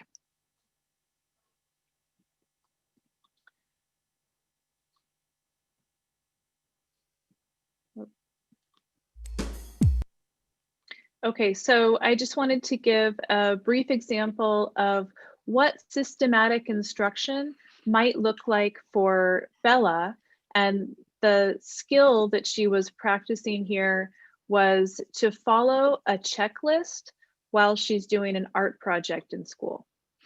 І ще хотіла би вам показати приклад систематичних вказівок для Белли, тобто як це виглядає для неї, коли ми щось навчаємося і далі, що вона може робити, як вона може використовувати цю покрокову інструкцію. And a checklist is a very useful tool for a student with intellectual disabilities who might struggle with memory or automatically knowing all of the steps to an activity. І, власне, покрокова інструкція – це дуже хороший інструмент для учнів з особливими освітніми потребами, оскільки воно допомагає їм знати, який буде наступний крок, оскільки вони не можуть все запам'ятати і, можливо, не знають, що може бути наступним. А ось ця покрокова інструкція їм справді допоможе. Maybe next slide. Yeah, thank you. So you can see in the example of the checklist that Bella used that there was some simple text and pictures. And that means that it's more accessible to her than trying to only remember or reading the steps only in writing. The pictures help her follow the directions. Отож, ось тут приклад цієї покрокової інструкції. Тут є текст, так, тут є також цей текст підкріплений картинками, тобто Беллі не потрібно все запам'ятовувати, а за допомогою картинок вона це краще сприймає і вона знає, що робити далі. And following a checklist, of course, is a skill that students can use throughout their lives. It can help them to do a job more independently. It can help them to remember tasks that they need to do at home, to cook or to follow a recipe, and can help them to gain more independence in navigating the community, like taking the bus. І отож такі покрокові інструкції, вони допомагають учням не лише на уроці, а також їх можна застосовувати в інших контекстах, в реальному житті, оскільки покрокові інструкції допомагають людині бути більш незалежною. Не потрібно запам'ятовувати велетенський перелік дій, а все видно і чітко. Наприклад, Белла, використовуючи цей список, так, вона може пам'ятати і знати, що їй робити вдома, тобто перелік завдань додому. Його можна також використати і вдома під час готування їжі, так, готування якогось певного рецепту. І безпосередньо далі в соціальних навиках, наприклад, контрольний список можна використовувати також для добирання в транспорті, знати, з якого пересідати на який. So for Bella, learning the skill of following the checklist included first modeling, where adults or her classmates show her how to complete each step. They read the step aloud, show her the picture, and then check it off when it's completed. Отож, для Белли першим кроком це було моделювання. Тобто дорослий чи хтось з однокласників власне, читає вголос завдання, що потрібно зробити, і далі показує власне, цю дію, виконує дію. І лише після виконання цієї конкретної дії, цього конкретного кроку, викреслює крок. So then to teach her how to use the checklist more independently, we would then use those prompting strategies that we described. So we would first give her the checklist, and that would be the natural cue. Those visual steps would be a cue, and we would allow for some wait time to see if Bella was able to complete it independently.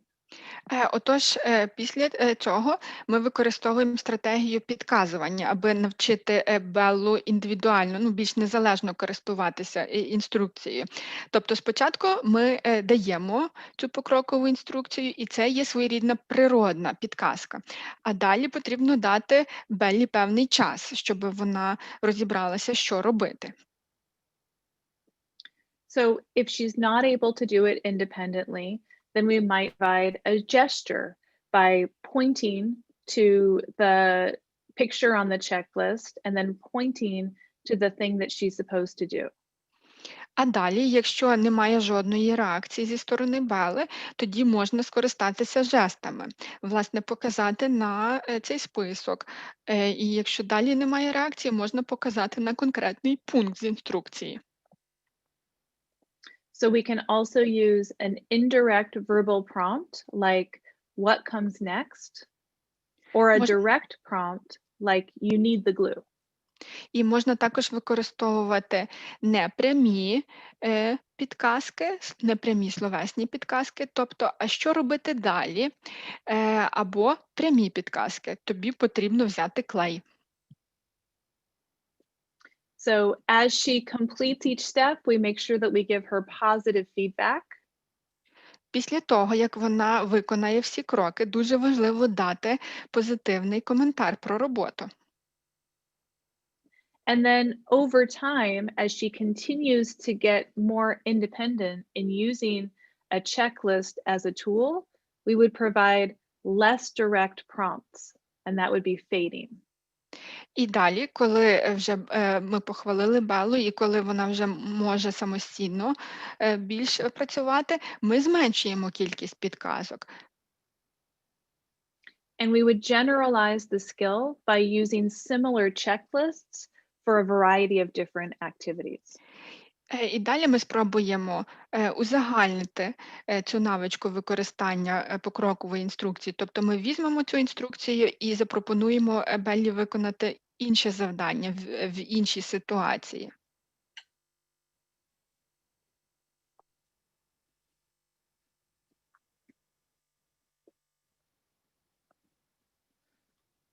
So another component of an inclusive program for students with intellectual disabilities is that we embed instruction within a variety of natural activities in the classroom. І ще наступний елемент – це, власне, варто запланувати вказівки під час навчання. Тобто потрібно чітко спланувати, які конкретні вказівки ми будемо давати в той чи інший момент уроку.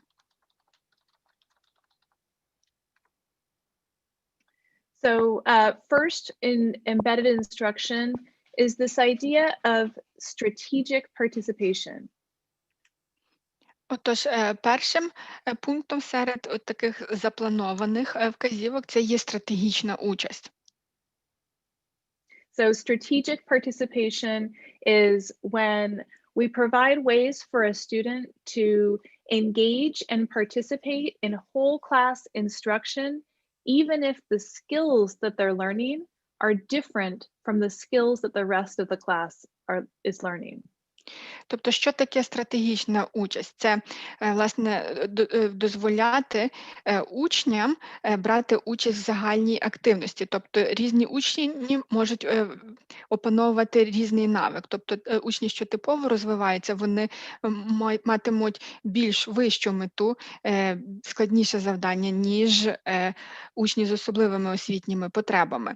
Проте вони разом виконують завдання. So, for example, a student could work on reading the names of the classmates in their class and choosing a peer who will give an answer next. До прикладу, власне, учениця чи учень з особливими освітніми потребами можуть зачитувати імена своїх однокласників або вибирати людину, котра буде читати далі в текст.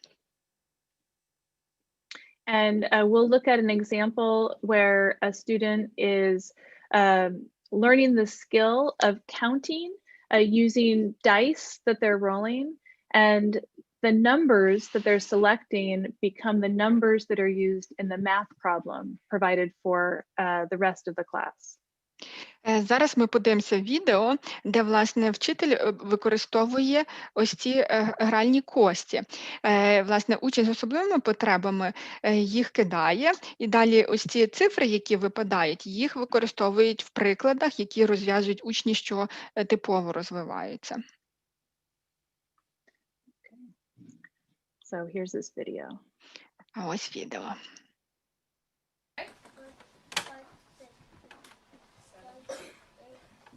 So there's a teacher in front of the class. Вчителька, власне, спереду стоїть.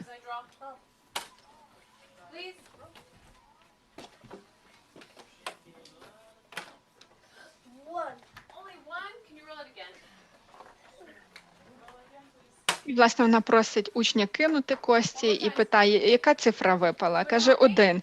1, давай ще раз кидай.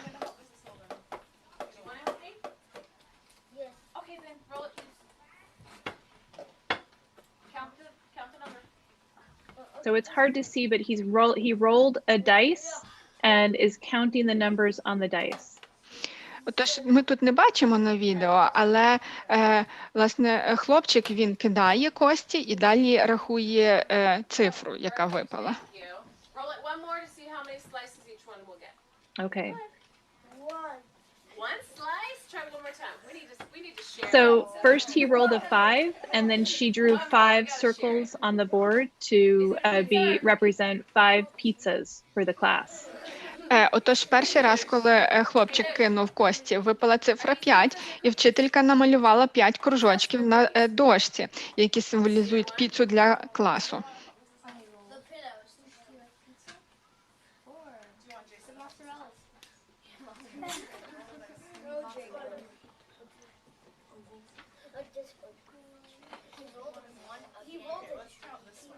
Okay, that's how many else color in. What'd you get, Lush? 1, 2, 3. Perfect. So then he rolled a 3, and that determined how many pieces of the pizza she was going to color in. А далі хлопчику випала 3, і вчителька замалювала 3 кусочки. Тобто це означало, скільки частинок можна замалювати. And you can see then the rest of the students are using the numbers that he rolled to complete their own problems on their own boards as well. І бачите, що інші учні у класі, вони використовують ці цифри, аби виконати інші завдання, які їм вчитель поставив. So that's called strategic participation because we have planned ahead of time for how to connect the skills that student needs to practice with the activities that the rest of the class is learning as well.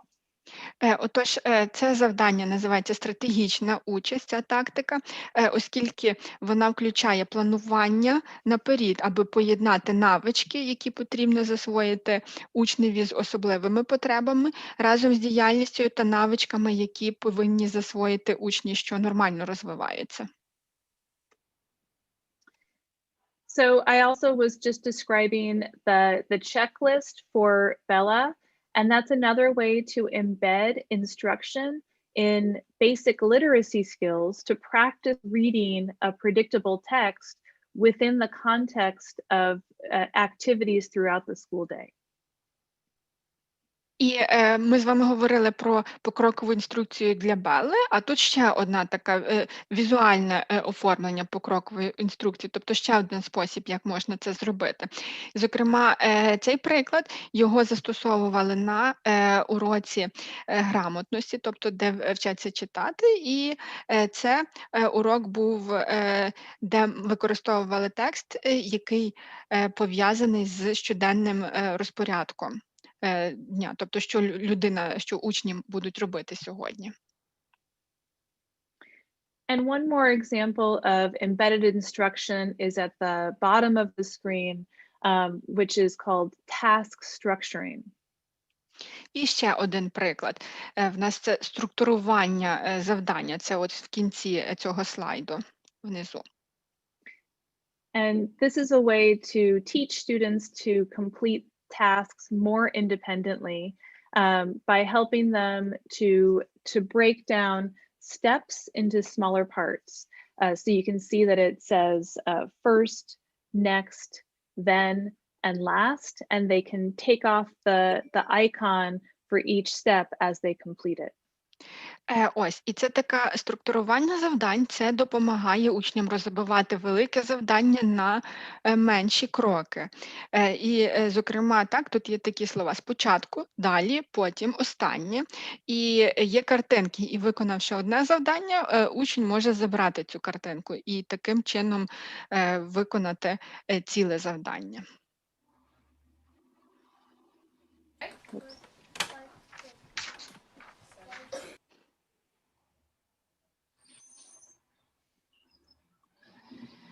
So I want to invite Michelle to tell us a little bit more about how we can connect students' goals to activities throughout the day. І зараз я хочу передати слово Мішель, і вона, власне, розкаже, як поєднувати цілі, які ми ставимо на уроці, разом з завданнями, які ми плануємо. Right, so this kind of planning has many different names. We can call it activity matrix. Some people call it routines, a routine matrix, or goals within routines. But the idea is that we are identifying the goals that we want the student to work on, and we're figuring ways to work on those goals throughout the day. Отож, цей інструмент має дуже багато різних назв. Його називають матрицею завдань, матрицею рутинних завдань, матрицею рутини, а також завдання в контексті рутини. Але головна суть цієї матриці полягає в тому, що нам потрібно чітко визначити і поставити цілі, що ми хочемо, щоб учень вивчив, що ми хочемо, щоб учня навчили, і далі знайти спосіб, яким чином ми будемо досягати цієї цілі, яким чином ми будемо вчити учня виконувати те чи інше завдання. So what this does is recognize that with students who are working on specific goals, we don't limit that to just a particular time of day or a particular subject. Отож важливо, щоб навичку, яку учні вчать, щоб вона не обмежувалася днем у школі, а щоб її можна було практикувати протягом цілого дня і навіть більше. But we recognize that goals can be worked throughout the day. Тобто над цією конкретною ціллю можна працювати протягом цілого дня. Це важливо. For example, reading doesn't just take place at reading time. До прикладу, читання. Так? Ми читаємо не тільки на уроці читання. But the skill of reading can be used for a variety of different activities throughout the day. А власне навичку читання можна застосовувати безліч разів протягом дня. So if we look at the form, you would see at the top column, we identify the different times or different activities throughout the day that will occur. Отож, якщо поглянути на цю табличку, то в верхньому лівому куточку є завдання, яке ми ставимо у класі. Так? І вони є різних видів, які можна використовувати в різний час. In this particular example, we've identified 4 different activities, but of course there are many other subjects, many other activities that occur during the day, so this might be a bigger form. Отож, в конкретному цьому прикладі ми визначили 4 завдання, 4 таких активності, хоча протягом дня можна застосовувати набагато більше їх. Відповідно, ця форма буде набагато більшою. And in the vertical column on the left, what we're doing is identifying particular goals for a student that we want to integrate across those activities. І, власне, у вертикальній колонці зліва ми чітко зазначаємо ціль, яку ми хочемо поставити перед учнем, тобто, що ми хочемо навчити учня, аби далі спланувати активності, через які можна досягнути цієї цілі.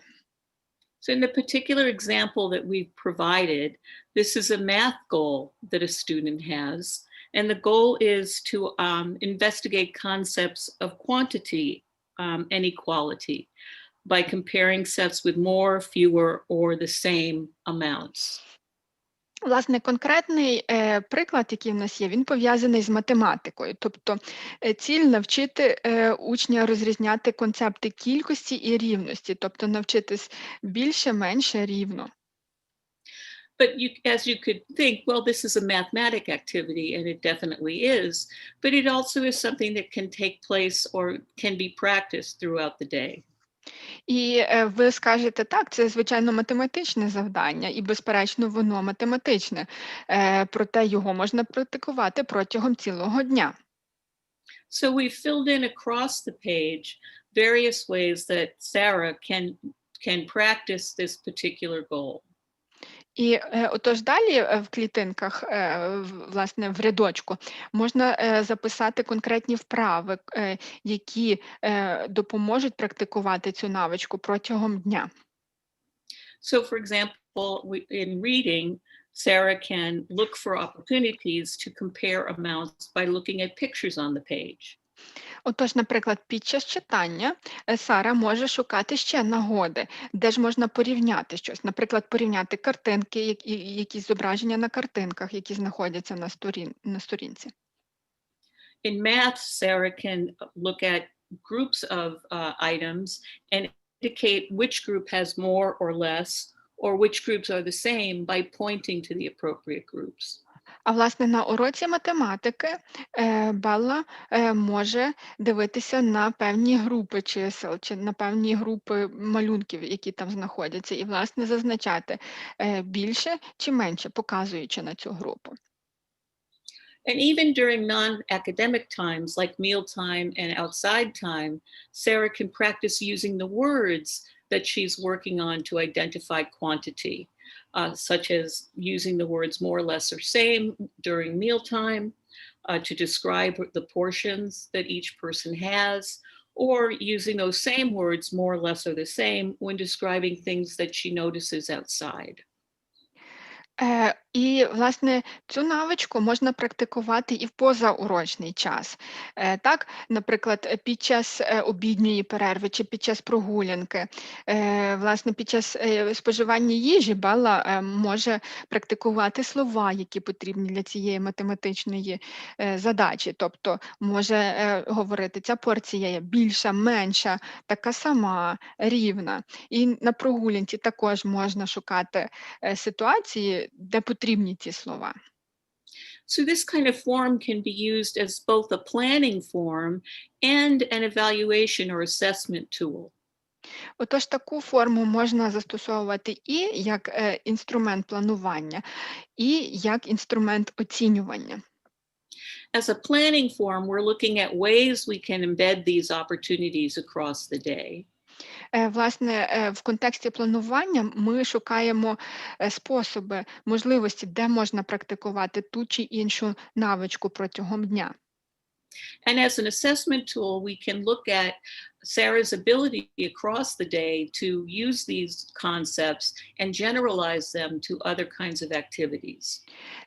І, власне, як інструмент оцінювання ми можемо шукати власне, можливості, де власне, Белла може застосовувати цю навичку в інших контекстах, в інших ситуаціях, аби практикувати оце узагальнення і розширювати її компетенцію. And this planning form can be used with all the team members, including the family members. І, власне, цей інструмент можна використовувати зі всіма членами команди, включаючи батьків. So, for example, the activities number 3 and number 4 occur not just at school, but they can also occur at home. And so the parents or the family members can understand how they can encourage Sarah's use of these words and understanding of this concept at various things that are naturally occurring within their home routines. І, власне, наприклад, завдання номер 3 і завдання номер 4, так, вони трапляються не лише в школі, ці ситуації, та, перерва чи прогулянка, а й в позаурочний час, трапляються вдома. І, відповідно, батьки можуть допомагати Беллі знаходити ці ситуації і допомагати їй краще зрозуміти цей концепт, який вивчається. So this supports not only Sarah's learning of the particular concepts and words that we want her to learn, but it also facilitates her ability to generalize those terms and concepts to other activities, to other places.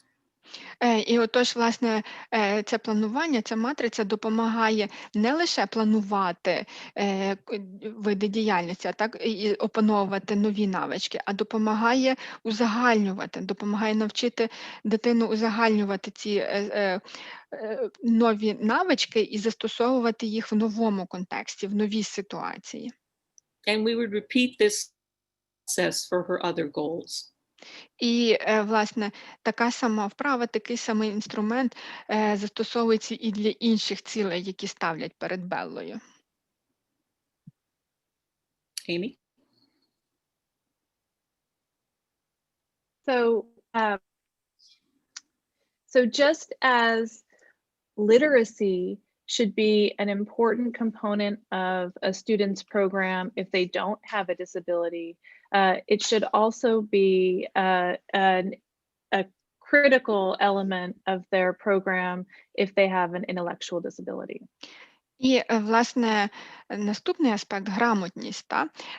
Це важливо як для учнів, які нормально розвиваються, а також для учнів, які мають особливі освітні потреби. Тобто грамотність є надзвичайно важливою для всіх.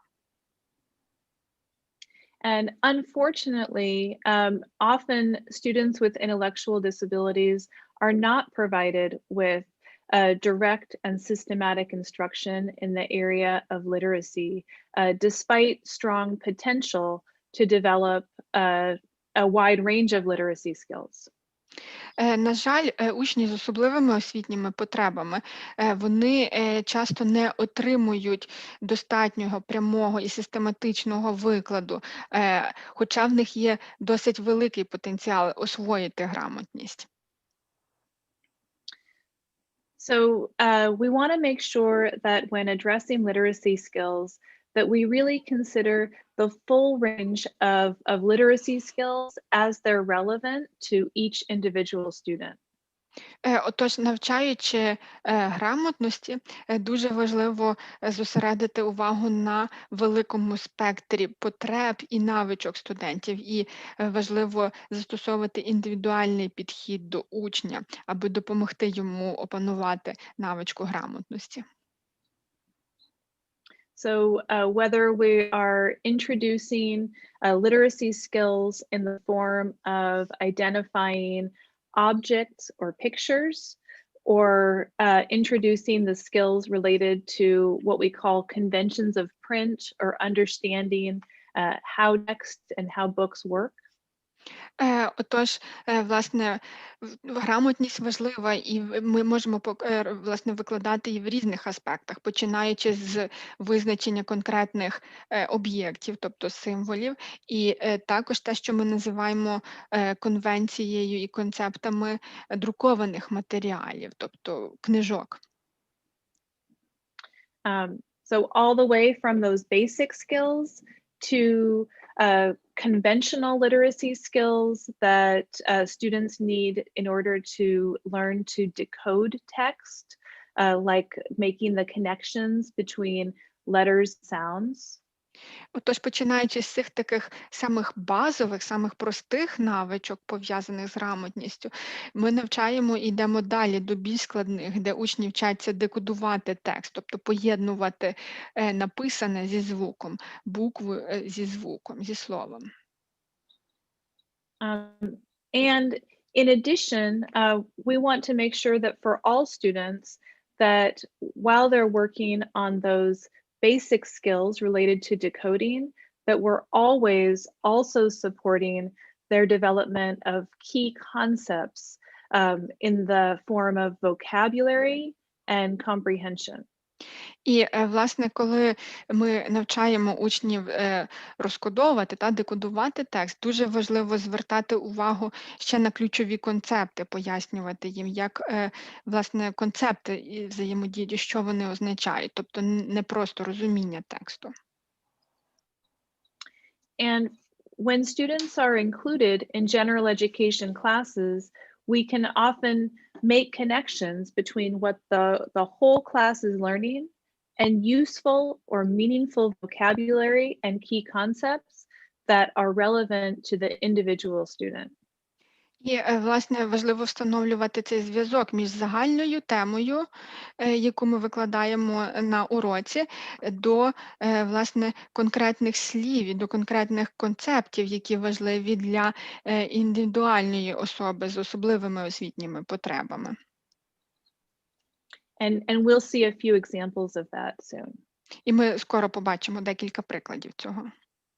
Yeah, and I also want to add, if I may, that in the next presentation we'll be doing, which is on strategies for working with students who have dyslexia, we'll be expanding on some intervention strategies that can be used to help develop these literacy skills that are applicable to both students with intellectual challenges and students with dyslexia or learning disability.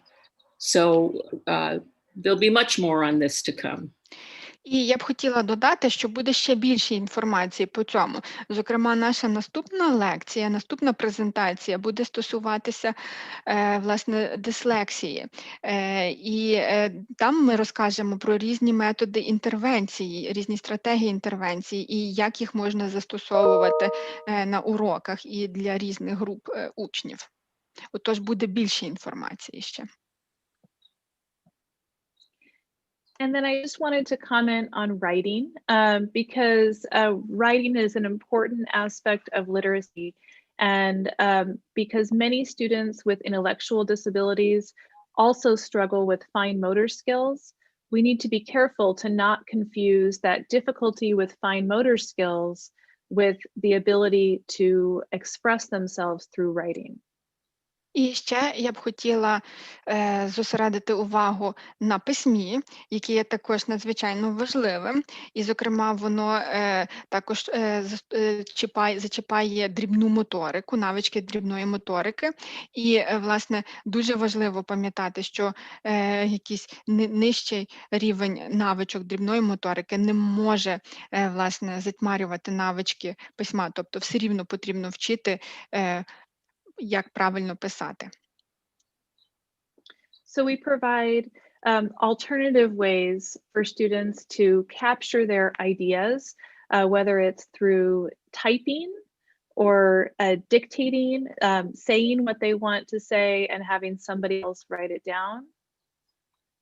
І, власне, в сфері письма ми намагаємось знайти альтернативні способи письма. Тобто, наприклад, щось надрукувати, написати під диктовку, чи, наприклад, сказати комусь, і хтось запише те, що людина сказала.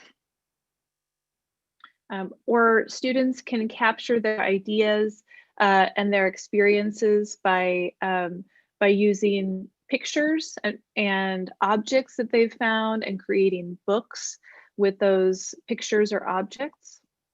А також ще учні можуть, власне, записувати оці ідеї і свій досвід через картинки. Тобто вони можуть намалювати картинки, можуть, власне, зліпити картинки, які вони знайшли, можуть також навіть з цих картинок зробити свою книжку.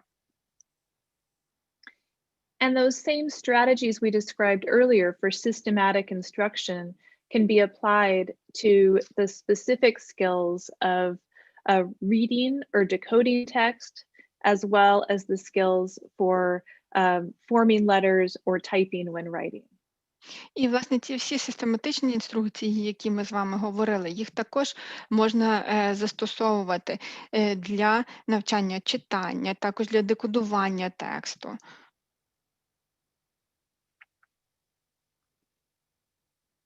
So this is an example of a writing strategy that was used for Bella. А це приклад письмової стратегії, яку ми застосували для Белли.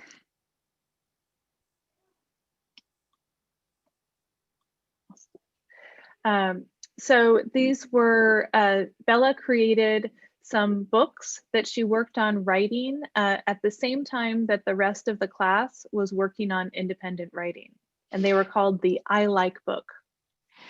Отож, Белла створила таку книжечку на уроці, і в той час інші учні працювали також над своїм письмовим завданням створити книжечку. І ця книжечка називалась «Я люблю книжки».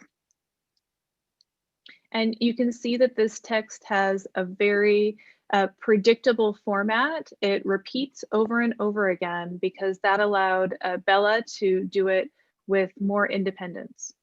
І ви бачите тут на картинках, власне, цей текст, який є, він має стандартну структуру, і ця структура повторюється знову і знову. Таким чином, це дозволяє Беллі виконати це завдання більш незалежно, без підтримки, чи з меншою підтримкою. So Bella would ask a classmate something that they liked, and it was Bella's job to then use the internet to type in the word and find a picture of that object to add to the book that she was creating on the computer. Отож, Белла питала в однокласника, а що йому подобається, що він любить. Далі вона друкувала це слово і в інтернеті знаходила картинку. So as she created these books, then she was working on many skills related to vocabulary. She was working on skills related to decoding text or making connections between the sounds and the letters. І працюючи над цим завданням, Белла практикувала різні навички, утворювала різні зв'язки. Зокрема, так, вона зосереджувала увагу на ключових словах, вона працювала з декодуванням тексту і також намагалася поєднати звуки з написаним. And because the books were pictures of her peers, she really enjoyed reading them over and over again. So it created much more independence in decoding that familiar text. І оскільки ця її книжечка також мала картинки її однокласників, власне, Беллі подобалося перечитувати цю книжку знову і знову. And you can see that her teachers also included a comprehension aspect to the books by having on the bottom right-hand corner an opportunity for her to match the picture of a peer with the thing that the peer said that they liked. І, власне, вчителі також створили навіть завдання для того, щоб перевірити, власне, розуміння прочитаного, і розуміння цієї книжечки. Зокрема, можна було ставити фотографії і перевіряти, що любить та чи інша однокласниця чи однокласник.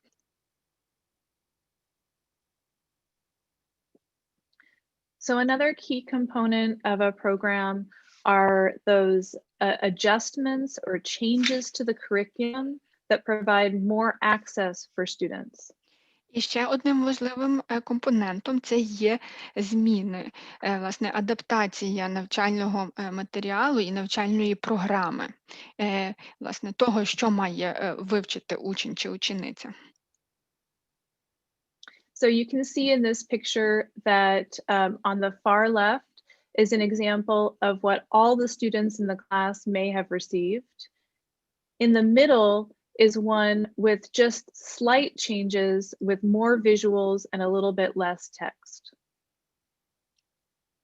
Отож, на цьому слайді, наприклад, з лівої сторони є багато тексту і одна невеличка картинка. Це, власне, більше для учнів, які типово розвиваються. Посередині в нас вже є менше тексту, але більше картинок, які допомагають ще краще сприймати матеріал. And then on the far right is a version that was changed significantly for a student with more extensive intellectual disabilities to focus on one key concept and to allow their use of very simple text in their answer. І, власне, в правому куточку в нас дуже спрощений варіант тексту, де є більше картинок, проте вони ілюструють ключові концепти теми, які можуть засвоїти учні з особливими потребами. So a modification allows a student to participate with the rest of their class and learn skills that are very similar, but might be at a much more simple level compared to their peers without disabilities. Отож, модифікація, вона дозволяє приймати активну участь у уроці, вивчати ту саму тему, що вивчають учні, які типово розвиваються, проте учні з особливими потребами будуть вчити менше, вони матимуть трішки простіший рівень пройденого матеріалу, тобто менше будуть засвоювати лише ключові аспекти, але беруть повноцінну участь в уроці і в вивченні теми. So here are a few more examples of modifications for students with intellectual disabilities. А ось на цьому слайді ще декілька прикладів, як можна модифікувати матеріали. So in the book on the left, teachers took the same pictures from a book that students were reading and added additional images for some key vocabulary that they wanted to focus on for students with intellectual disabilities, and simplified the text. І, власне, ось в лівому куточку це фотографія з книжки, яку читали учні. І вчитель взяв цю саму фотографію і додав ще додаткові картинки для ключових слів, аби учням з особливими потребами краще запам'ятовувалось. So on the right is a modification of a spelling test. And for this task, usually students would listen as their teacher said a word, and they were expected to write the correct word from memory. But this is changed so that here the student only has to recognize the correct spelling. So one choice is correct and one is incorrect. And then they have to write the word that they circled. А в правому куточку в нас є приклад тесту на диктант, тобто диктант або на орфографію, перевірки орфографії, написання слів. Отож, головне завдання полягає, що учні слухають, яке слово диктує вчитель, і записують його. Проте модифікація для учнів з особливими освітніми потребами полягає в тому, що ось вони мають дві колонки, і їм потрібно впізнати, яке з цих двох слів написано правильно. So this is an example of a modification on the left to a lesson that was about history. And you can see that the class was learning about a key figure in US history, Benjamin Franklin. And it says that Benjamin Franklin had a mom and dad. And then on the right is text that connects that idea to the student's own life. And it says, here's a picture of my mom. А це ще один приклад модифікації, зокрема з уроку історії. Тобто на уроці історії вивчали про життя Бенджаміна Франкліна, і ось тут є фотографія і речення, так, що Бенджамін Франклін мав маму і тата. І збоку маємо ще приклад, як поєднати цю інформацію з життям студента, як встановити зв'язок з життям учня. Ось є фотографія мами, і та й підписано: це моя мама. So in this way, we can take information that would be very abstract and make it much more concrete and meaningful for an individual student. І в цьому випадку ми беремо інформацію, яка є дуже-дуже абстрактна для одного учня, і ми її перетворюємо в конкретну. And then on the right is an example of a science modification where students were learning about different kingdoms or types of life. And the student was sorting pictures that relate to 3 of those different kingdoms. І ось тут ця картинка, вона з уроку природознавства. Тобто тут, власне, учні вивчали різні царства, тобто типи життя. І от вони мали посортувати картинки за різними типами життя. And here are some examples of things that were modified for Bella. You can see that on the left, one of the ways that they captured or assessed her learning was included pictures of her engaging in different tasks that were hands-on activities. І це ще приклад модифікації. Власне, тут різні картинки, і як Белла працювала на тому чи іншому уроці, тобто як модифіковували урок під неї. You can see that in the middle is an example of some of her typed work where she was able to type and add pictures to show her understanding of a history lesson. Ось посередині, так, тут є друкований текст і є картинки, які, власне, шукала Белла, аби продемонструвати розуміння і те, що вона вивчила на уроці історії. And on the right, you can see that her class participated in a band where each student would learn how to play an instrument. But many of the traditional instruments were not accessible because she didn't have the motor skill in order to do that. And so she has a different instrument there where she was still playing music, but it was different than her peers. І, власне, на останній фотографії на цьому слайді є музичний інструмент. Тобто це був урок музики, де учнів згрупували у групу, і кожен учень вчився грати на музичному інструменті. Але типові інструменти досить складні для Белли, оскільки в неї не така розвинута дрібна моторика, і їй дали інший інструмент. Підібрали інструмент, з яким вона могла працювати, на якому вона могла вчитися грати. So another key area is that to include as part of students' programs is social and communication skills. Because for some students with intellectual disabilities, we need to ensure that they have explicit and systematic instruction in these areas as well. І ще одна дуже важлива сфера – це соціальні та комунікаційні навички. І вони для деяких учнів з особливими освітніми потребами є вкрай критичними. І їм потрібно давати чіткі вказівки і систематичні вказівки, аби вони їх опанували і використовували в повсякденному житті. So we know that in order to develop friendships and to expand on social and communication skills, that students need many opportunities, extended periods of time, and shared experiences with their peers without disabilities. Отож, ми знаємо, щоб, власне, завести друзів, щоб отримати багато друзів, має бути багато різних можливостей для спілкування. Потрібен досить довший час і потрібні активності, якісь завдання, які учні можуть виконувати разом.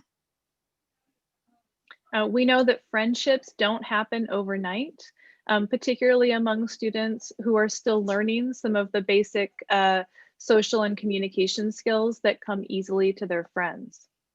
І, власне, ми всі добре знаємо, що друзів за один день ніхто не отримує. Це потребує часу. І, зокрема, потребує часу, коли учні, коли діти, власне, ще відстають від своїх однокласників, від своїх однолітків і ще лише вивчають оці соціальні і комунікаційні навички. And you can see in the pictures, there's pictures of Bella from the time that she first entered elementary school and kindergarten, all the way through the last picture is when she was in 8th grade, and that's her with the same friend because they developed a very close friendship after going to school together for a long period of time. І ось тут ви бачите фотографії Белли ще з самого садочку, і остання фотографія показує, коли вона у 8 класі. І на цій фотографії її одна й та сама подруга. І, власне, цю дружбу вона створила завдяки тому, що навчалася з нею протягом довшого періоду часу.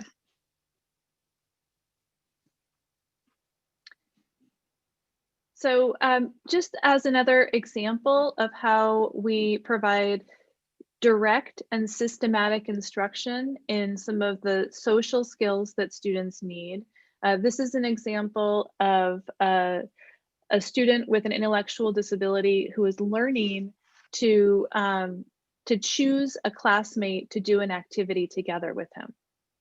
І зараз ще вам покажу один приклад прямих і систематичних вказівок для соціальних навичок. І тут, власне, в нас є учень з особливими освітніми потребами, який намагається опанувати навички. So his teacher has broken down the skill that he needs to learn into smaller parts. So the first skill is to choose a classmate that he wants to invite to help him. Отож, вчителька розбила навичку, яку має опанувати учень на дрібніші. Зокрема, першим кроком це є вибрати однокласника, з яким буде працювати. So here he is choosing by selecting the picture of the classmate that he wants to work with. Отож, тут він обирає однокласника через картинку, тобто він вибирає фотографію учня, з яким він хоче працювати.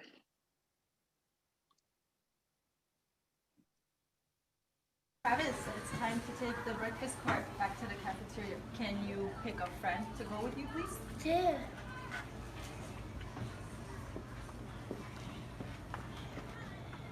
Classmates. Eli. Eli, do you want to go ask Eli if he can go help you? Okay, so he chose one friend, and then the teacher is going to now support him in using his communication device to ask the student if they'll join him in doing this activity. Отож, щойно ви побачили, як хлопчик вибрав учня, з яким він хоче йти далі на обід, з яким він хоче працювати. І далі в наступному відео ми зараз побачимо, як вчитель зараз допоможе учню з особливою потребою запитати в учня, в однокласника, якого вибрали, чи він хоче, власне, бути в парі з ним.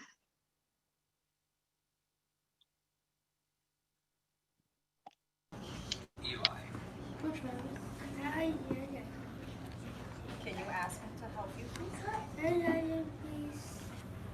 You need to ask him.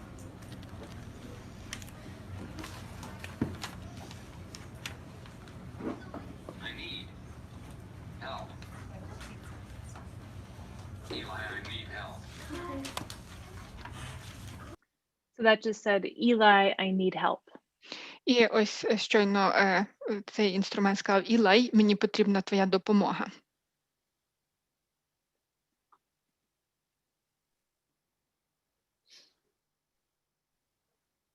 So just a few other really practical ways to help students to practice communication skills in class include allowing the student to be in charge of a job in the classroom that involves some type of interaction with peers.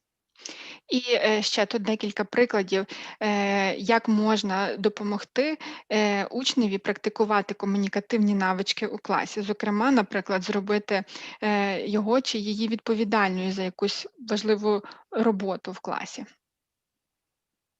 They can help to pass out materials because that would allow them to interact more directly with students. Вони можуть допомагати роздавати якісь навчальні матеріали в класі, оскільки це буде заохочувати пряму взаємодію з однокласниками. They can help to choose a peer to read aloud or to be the next student to do an activity. Вони можуть допомогти вчителю вибирати однокласників, котрі будуть наступними читати вголос чи виконувати ще інше завдання. Or they could also be invited to have a job where they tell their peers what is next in the schedule or what is on the lunch menu for the day or other types of opportunities that repeat every day. А ще можна їх попросити, власне, бути відповідальними за читання розкладу, тобто за оголошення порядку денного на сьогоднішній день, тобто які активності будуть сьогодні виконуватись. Можна їх також просити читати меню, яке буде сьогодні на обід, або ще взаємодіяти чи виконувати інші завдання, які постійно повторюються.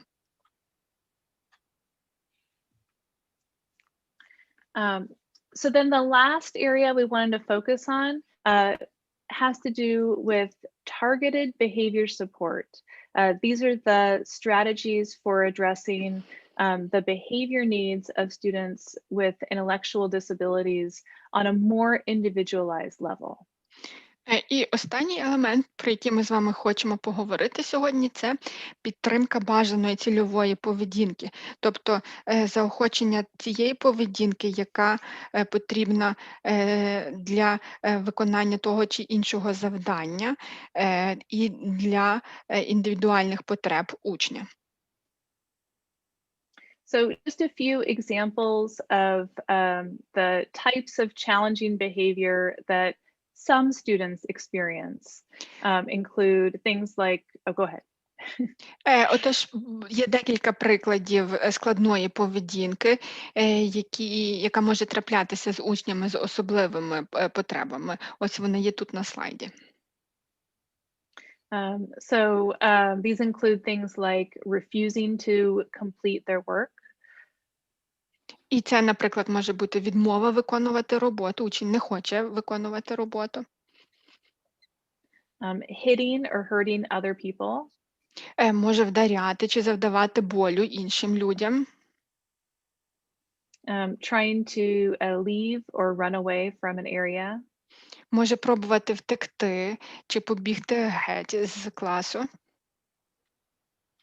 Yelling or making loud sounds at the wrong times. Може кричати чи видавати звуки в невідповідний на цей час. Or damaging materials in the classroom. А ще може пошкоджувати матеріали на уроці.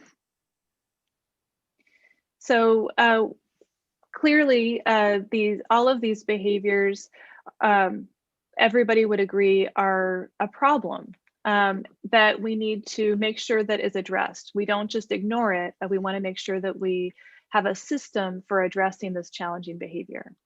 І всі погодяться, що, власне, ця поведінка є складною і що потрібно знайти підхід, як з нею працювати. So the first step in addressing the challenging behavior is to work on identifying why or what is motivating the student to engage in that behavior. І, власне, перший крок роботи зі складною поведінкою учня – це зрозуміти, чому, що спричиняє цю поведінку, що мотивує такі дії.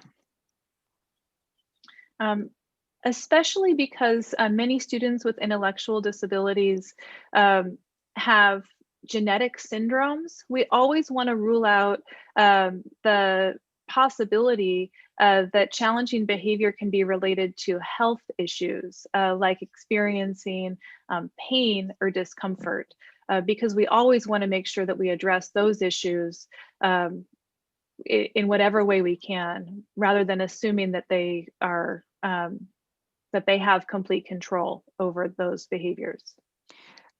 Отож, одним з таких типових факторів може бути здоров'я. Тобто, оскільки учні з особливими потребами мають, власне, розумову відсталість через певні генетичні синдроми, їхня складна поведінка може бути спричинена болем чи ще якимись проблемами зі здоров'ям, якимось дискомфортом. І, відповідно, дуже важливо, щоб їм було комфортно і допомогти їм справитися з цією ситуацією. So next we want to consider many aspects of the individual's quality of life and determine whether something might be missing that they have a need for, and they might be demonstrating that challenging behavior to meet some other underlying need. І далі після здоров'я варто подумати про якість життя. Тобто, можливо, є якісь потреби, є якісь незадоволені потреби в цієї дитини. І потрібно спробувати їх ідентифікувати і допомогти задовільнити їх. So some of those needs might include a need for interaction and positive relationships with others. Одна з таких потреб – це може бути потреба взаємодії з однолітками, потреба в комунікації. A need to have some power or some control. Також може бути потреба в силі чи в контроль, потреба в контролювати щось. They might have some sensory needs, for example, needing to an opportunity to move, or they might be overwhelmed by noises or sounds in the environment and be trying to compensate through behavior. Вони можуть мати також потребу порухатися, щоб якогось трішки фізичного навантаження отримати. Можуть мати потребу в спокої, тобто дуже багато шуму в навколишньому середовищі. They might find an activity or a situation unpleasant, and so might be engaging in behavior to try to avoid or escape that unpleasant activity. Можливо, якесь завдання, якась справа їм неприємна, і вони, власне, впадають в цю складну поведінку, аби уникнути виконання цього завдання.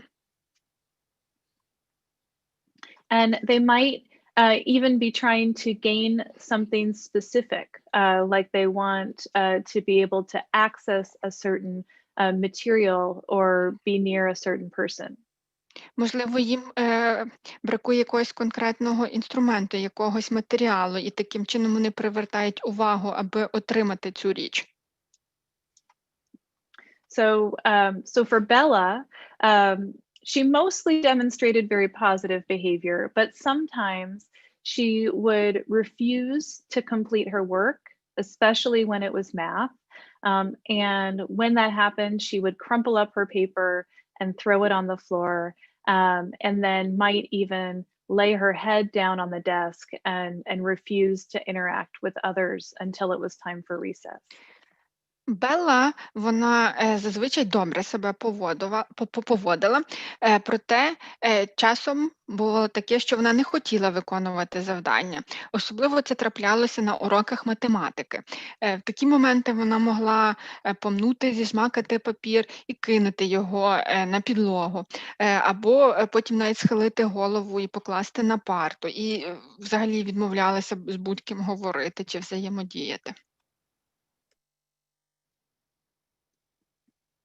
So in order to address those needs, we need to make sure that we identify the skills that need to be taught in order to address those needs and address them proactively. І, власне, щоб задовільнити ці потреби, допомогти учням з особливими потребами задовільнити їхні бажання, важливо проаналізувати і зрозуміти, які навички їх потрібно навчити, аби вони могли самі справлятися і отримувати те, що їм потрібно. І бажано це робити проактивно. So, for example, we might adjust the environment. We might allow the student to sit in a different place so that they can move more frequently. We might adjust the materials to make them more accessible for the student's skills, or we might adjust the expectations to make it less overwhelming for a student. Отож, потрібно проактивно підлаштовувати це середовище. Наприклад, можна дозволити учневі сидіти десь в іншому місці, пересадити його, можна якось адаптувати матеріали, можна також зменшити очікування до цього учня. And it might be that a student just doesn't yet have the skills that they need to demonstrate the behavior that we're expecting of them. And for that reason, we need to make sure that we teach systematically new skills they might need, like the communication skills they need to express themselves more clearly. Отож, часом буває так, що учень не має достатніх навичок, щоб виконати те чи інше завдання, яке ми очікуємо, і, власне, показати цю очікувану поведінку. Тому потрібно систематично навчати нових навичок, аби допомогти учневі комунікувати. So you can see in the middle of the page there is an example of a tool that was used to provide some positive reinforcement when a student demonstrated the expected skills. І, власне, ось бачите тут такий інструмент на слайді посередині, який використовується для того, щоб наголосити і підкреслити цю позитивну поведінку. So the items that are listed there are following teacher directions, keeping their body safe, meaning not hurting other people, and doing their best work, which means that they completed their assignments. Отож, перелік, який тут є на картинці, тобто це дотримання інструкцій вчителя, дотримання вказівок вчителя. Зокрема, я безпосередньо слухаю і виконую вказівки вчителя. Далі я тримаю своє тіло в безпеці, тобто мається на увазі, що я не завдаю шкоди іншим. І останній пункт, що я старанно виконую свою роботу. So every time the student demonstrated those skills, they would earn a little sticker, and once they earned 5 of those stickers, then they got to take a break and choose a fun activity to do for their break. Отож, коли кожен раз учень з особливими освітніми потребами демонстрував цю поведінку, тобто коли дотримувався цих інструкцій, він отримував наклейку за це. І коли назбирувалось 5 наклейок, то учень з особливими потребами отримував нагоду піти на перерву і вибрати якесь веселе завдання, якусь веселу гру, якою можна зайнятися на цій додатковій перерві. So this was a way to reward or recognize those small achievements every time the student demonstrated those positive skills that they were working towards in the area of behavior. Отож, це такий своєрідний спосіб винагороди та визнання цих маленьких досягнень, які робить учень з особливими потребами.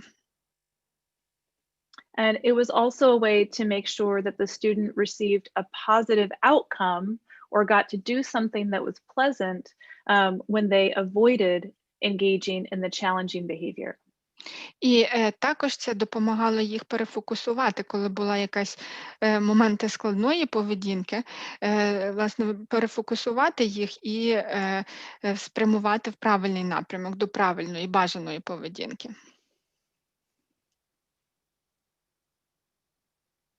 So here are some strategies that were used for Bella. Тут на цьому слайді є стратегії, які ми використовували для Белли. So some of the things that we identified that were possible reasons for her challenging behavior related to the fact that she was maybe frustrated with the math skills and might not be motivated to complete the activity. Ось тут ми, наприклад, зазначили можливі причини, чому Белла часто дратувалася на уроках математики. We also recognized that she might have a hard time with the writing aspect of the math activity, and so might need an adaptation for how she recorded her answers as well. І також ми помітили, що, можливо, вона не любила математику, бо потрібно було записувати результат певних математичних вправ, і їй потрібна була модифікація, зміна або якийсь альтернативний спосіб, як давати відповіді на питання математичні. So some of the things that we did were, first, we modified the math activity to focus on teaching her the skills to use a calculator to solve simple math problems. Отож, ми модифікували математичні завдання і, зокрема, спочатку ми скерували навичку на те, щоб навчити Беллу користуватися калькулятором для виконання простих математичних дій. We also used examples from a popular social media app called TikTok, which had really fun ways to demonstrate key ideas and was also very connected to her interests.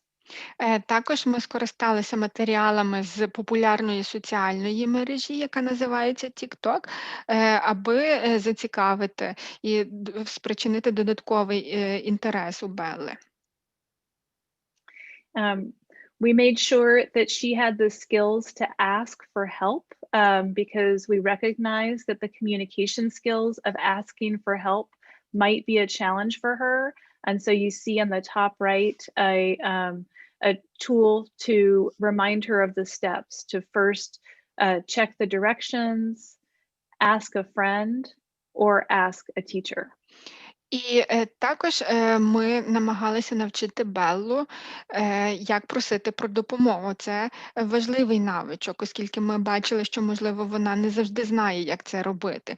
І ось така коротенька інструкція, як вона би це могла робити. Перше, так, прочитати завдання, прочитати інструкцію, тихенько запитати в друга, в однокласника про допомогу і, зрештою, запитати вчителя, попросити вчителя про допомогу. And then finally, we allowed her to complete her work together with a peer because she loved working with peers, and that helped her to stay engaged throughout the activity. І зрештою ми також ставили її в пару з однокласниками, однокласницями, оскільки вона любила з ними працювати, і таким чином вони разом виконували завдання.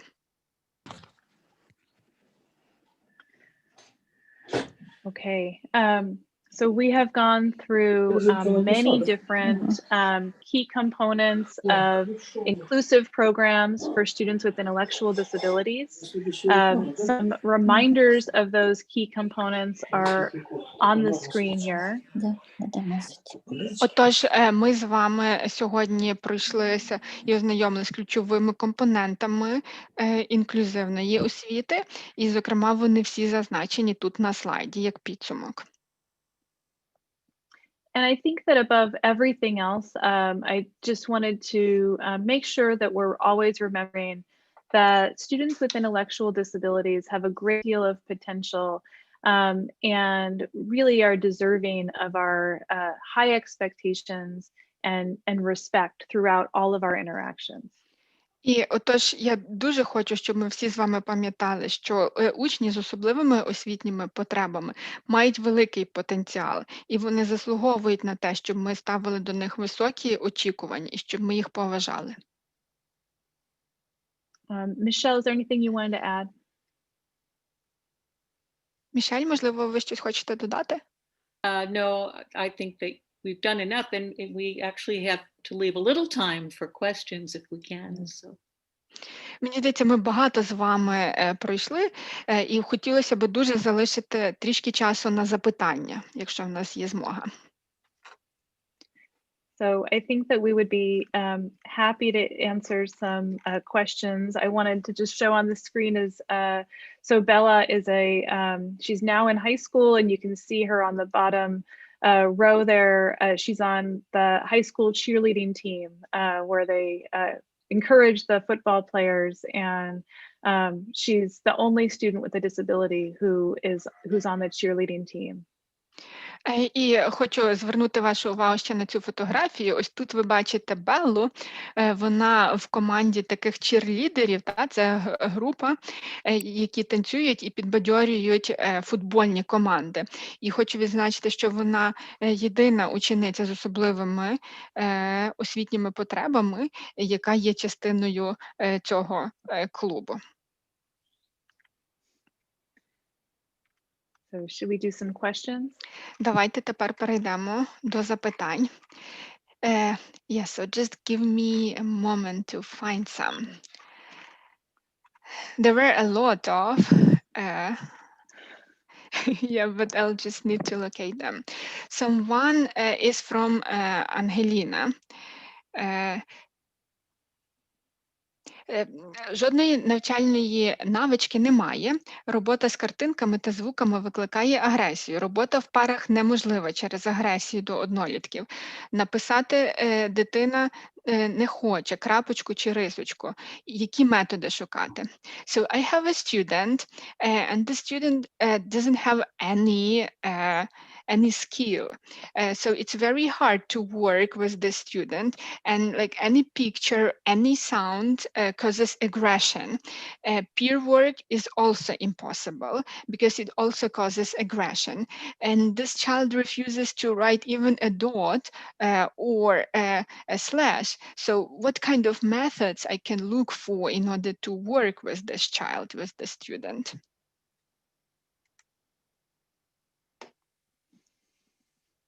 I think that anytime we're starting to work with a student with complex needs, and it sounds like a student with complex needs, we always want to start with strong collaboration with the family.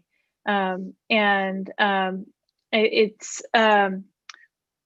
when we say, you know, when we're looking for understanding what the student's current present level of performance is, sometimes we have to look beyond what we view as those conventional skills or the skills that kids without disabilities often demonstrate in school, and look a little bit more closely to the ways in which they're responding and interacting with their environment. And often parents are just a critical resource in identifying what skills those students do have in interacting with their environment.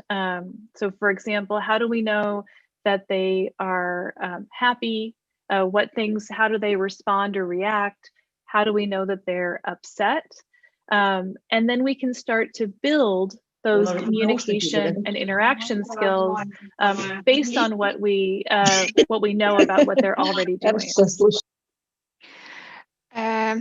Отож, дуже часто, коли в нас є учень чи учениця, яка має комплексні потреби, і так виглядає, що це такий досить складний випадок, і учень чи учениця, власне, має дуже багато потреб, то перш за все роботу потрібно починати з тісної співпраці з батьками, з сім'єю, оскільки потрібно дивитися трішки більше за навчальний контекст і дивитися також на традиційні навички, які є в дитини, які вона застосовує в своєму навколишньому середовищі.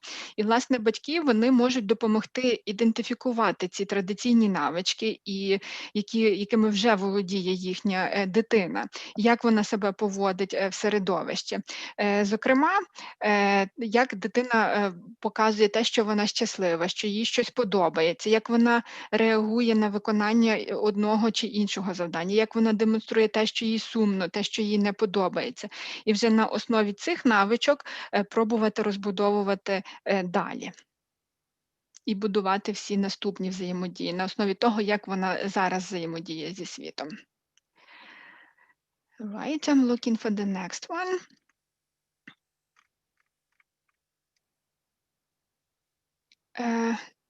Марина, скільки в інклюзивному класі допускається інклюзивних дітей? 1 чи 5?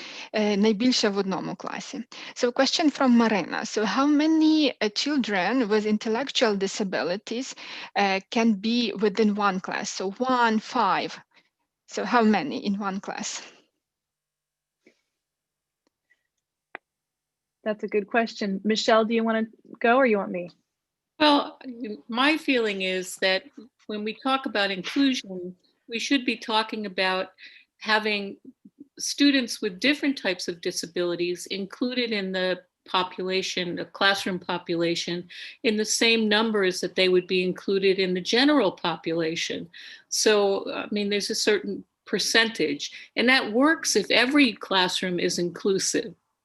So if every classroom is inclusive, there might be 1 or 2 students with an intellectual disability in each classroom. Unfortunately, not every classroom is inclusive. So sometimes we're looking at having to include more students with different types of disabilities than we would actually really want to have to. So it's kind of a question of how we implement inclusion. So we don't, at Chime, for example, we don't have a number. We have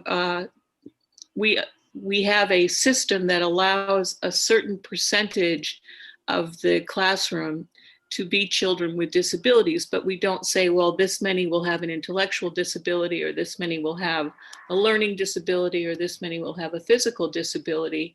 We just open that up and find strategies for working with all the children that we do take in terms of a percent of inclusion, or a percentage of students with disabilities that are included.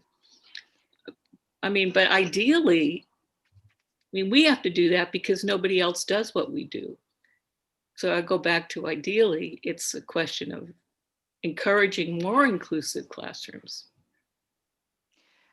Отож, коли ми говоримо про інклюзивну освіту, потрібно пам'ятати про таке питання, як відсотковість, тобто який відсоток є людей з особливими потребами в суспільстві, і відповідно потрібно мати таке співвідношення і у класі. Це в таких в ідеальних умовах. І зазвичай дуже багато залежить, наскільки класи, наскільки школи пристосовані і можуть прийняти учнів з особливими потребами освітніми. Зокрема, так, якщо багато класів є таких у школі, то це може бути 1-2 класи, 1-2 учні на клас. Але дуже часто не кожен клас має змогу, має можливості приймати учнів власне, з особливими освітніми потребами. І таким чином потрібно також ще ставити запитання, а як ми, власне, запроваджуємо інклюзію і інклюзивну освіту в школу? Тобто ми не говоримо про певну кількість, а ми говоримо про систему. І також про це відсоткове співвідношення. І немає такого, що, наприклад, серед цього відсотку, наприклад, є певна кількість учнів, які будуть з фізичними вадами в класі, певна кількість учнів будуть, власне, з помірною розумовою відсталістю, а ще певна кількість учнів будуть мати просто якісь труднощі з навчанням. Тобто такого поділу немає, але важливо пам'ятати так про запровадження цієї інклюзії. І в ідеальному світі так ми повинні працювати зі всіма учнями, які йдуть, оскільки вони більше не мають куди піти, і нам потрібно допомагати їм навчатися і розвивати навички. Але наголошую, що це ідеальний світ. Can I also add this, though? I think that once you open your classroom to including one child with an intellectual disability, and you become comfortable with the strategies and the skills that you need as a teacher to work with that child, then including more children with those types of disabilities becomes easier. So it's also a question for supporting the teacher. І ще хочу додати, що, власне, якщо у вас вже буде досвід, коли ви вже відкриєте двері вашого класу для учнів з особливими навчальними потребами, тобто для одного учня, ви здобудете певні навики, ви знатимете вже, як працювати з ним, і далі буде простіше відкривати двері для більшої кількості учнів. Тобто тут ще важливо пам'ятати про підтримку для вчителя, який працює з учнями з особливими потребами.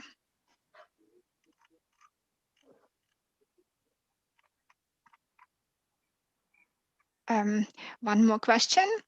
So could you please tell how to work with kids in kindergarten? So what are the strategies?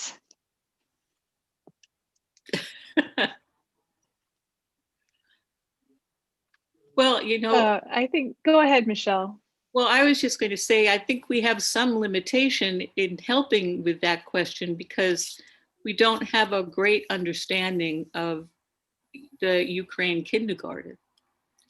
So Мені здається, що тут мені буде трішки важко відповісти на це запитання. Тобто маємо певні обмеження, оскільки ми не маємо достатнього розуміння, як, власне, українські садочки функціонують, як вони працюють. Тому, на жаль, тут тяжко відповісти. So as an early childhood educator myself, I have a good understanding of kindergarten age children and what their needs are. But I don't know how, I'm not sure how to relate that to the expectations in the Ukraine kindergarten classroom. Власне, як також і вчитель, я знаю освітні і, власне, вікові особливості учнів, проте не знаючи, власне, умов і контексту садочків в Україні, важко дати відповідь і зробити оцей зв'язок, узагальнення, аби дати відповідь на це запитання. In many ways, it should be easier because the demands of in early childhood, in kindergarten, are for children to learn to become social beings. They're for children to learn to become communicators, for children to learn through play. And those are things that all children can do regardless of disability or ability. І, власне, що стосується садочків, тобто тут з однієї сторони, можливо, буде навіть простіше, оскільки в садочку діти починають вчитися комунікувати, починають вивчати ці соціальні навики. І, зокрема, в дитячих садочках вони це роблять через гру. І гра – це те, що як люди і діти з здібностями, з вадами і без них можуть робити і люблять робити. Тобто частково це би мало бути простіше в садочку.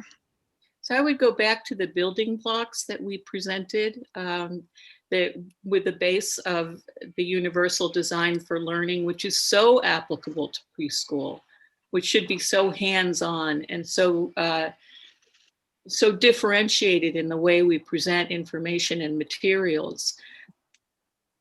Власне, можна також згадати оцей фундамент, основний блок освіти і навчання, універсальний дизайн навчання, де, власне, ми говоримо про забезпечення різних форм матеріалів, різних форм пояснення і оцінювання, і комунікації. От про це потрібно пам'ятати і застосовувати. And Amy, do you have something you want to add? No, I think that the opportunities for targeting those fundamental communication skills with the youngest students is just the greatest area of emphasis, regardless of the support needs of the student. Тож потрібно пам'ятати про ці соціальні навики, які, власне, потрібно навчати в садочку, і адаптовувати ці, власне, цілі для дітей з особливими потребами, які навчаються в садочку.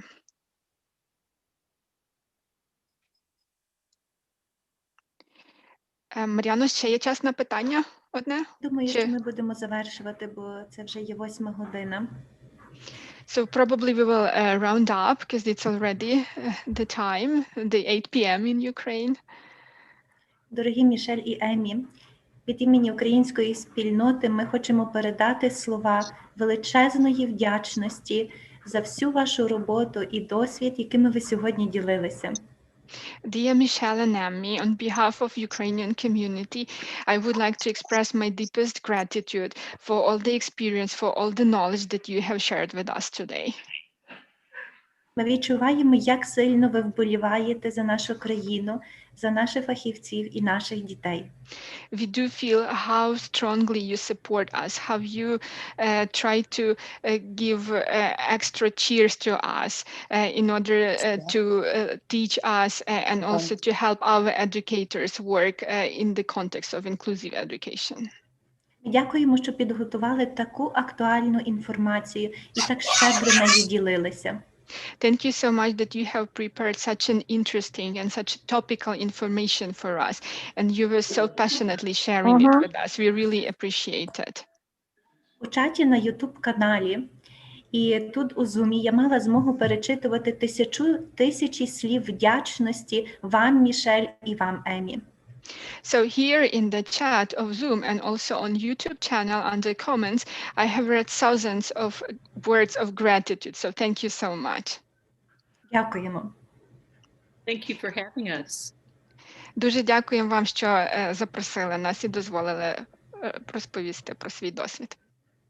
Теж дуже дякуємо нашій перекладачці Оксані Лужній, яка була голосом нашого вебінару і так професійно робила свою роботу. У чаті, Оксано, вам теж є великі слова подяки. And also thank you so much to Oksana Luzhna, our interpreter. There are also words of gratitude in the chat to her for doing her work professionally and for being the voice of our program today.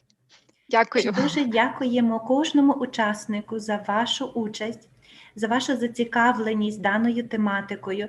І теж дуже велика подяка за всю вашу терпеливість і розуміння, якщо виникали ті чи інші технічні труднощі.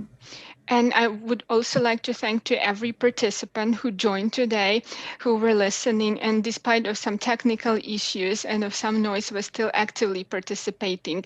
And for the fact that you want to learn and improve, thank you so much for your participation today. Хочу нагадати на завершення, що друга частина вебінару по інклюзії буде присвячена роботі з дітьми з дислексією. І цей вебінар відбудеться 29 січня теж з 5 до 8 години вечора. Я дуже запрошую, аби відразу ви заходили на пряму трансляцію нашого YouTube-каналу. And also, I would like to announce that the second part of the webinar connected with the inclusive education would be connected with the students who have dyslexia. And it will happen on January 29th. And I would encourage you to follow the YouTube link to watch the video. Теж хочу повідомити, що сертифікати участі ви зможете отримати після 20 лютого, коли ви отримаєте на свої електронні скриньки відповідний лист з інструкцією, як можна отримати, оформити електронну версію свого іменного сертифікату. Якщо без якихось причин ви не знайшли на своїй електронній скринці цю інформацію, ви можете заходити на сайт кола сім'ї. Я в чаті залишала, що на YouTube-каналі, що тут у Zoom, інформацію, де саме, за яким сайтом ви зможете перейти, за яким лінком для того, щоб отримати інформацію. Тому дуже просимо слідкувати за інформаційною сторінкою нашого центру «Коло сім'ї». Ви вже скажете, я не буду перекладати. Гаразд. Теж хочу повідомити, що відбуватимуться інші вебінари, які точно можуть зацікавити кожного з вас, про які ви теж знаєте. 25 і 27 січня будуть проходити вебінари «Корі-штамп» по поведінковій терапії з дітьми з розладами розвитку.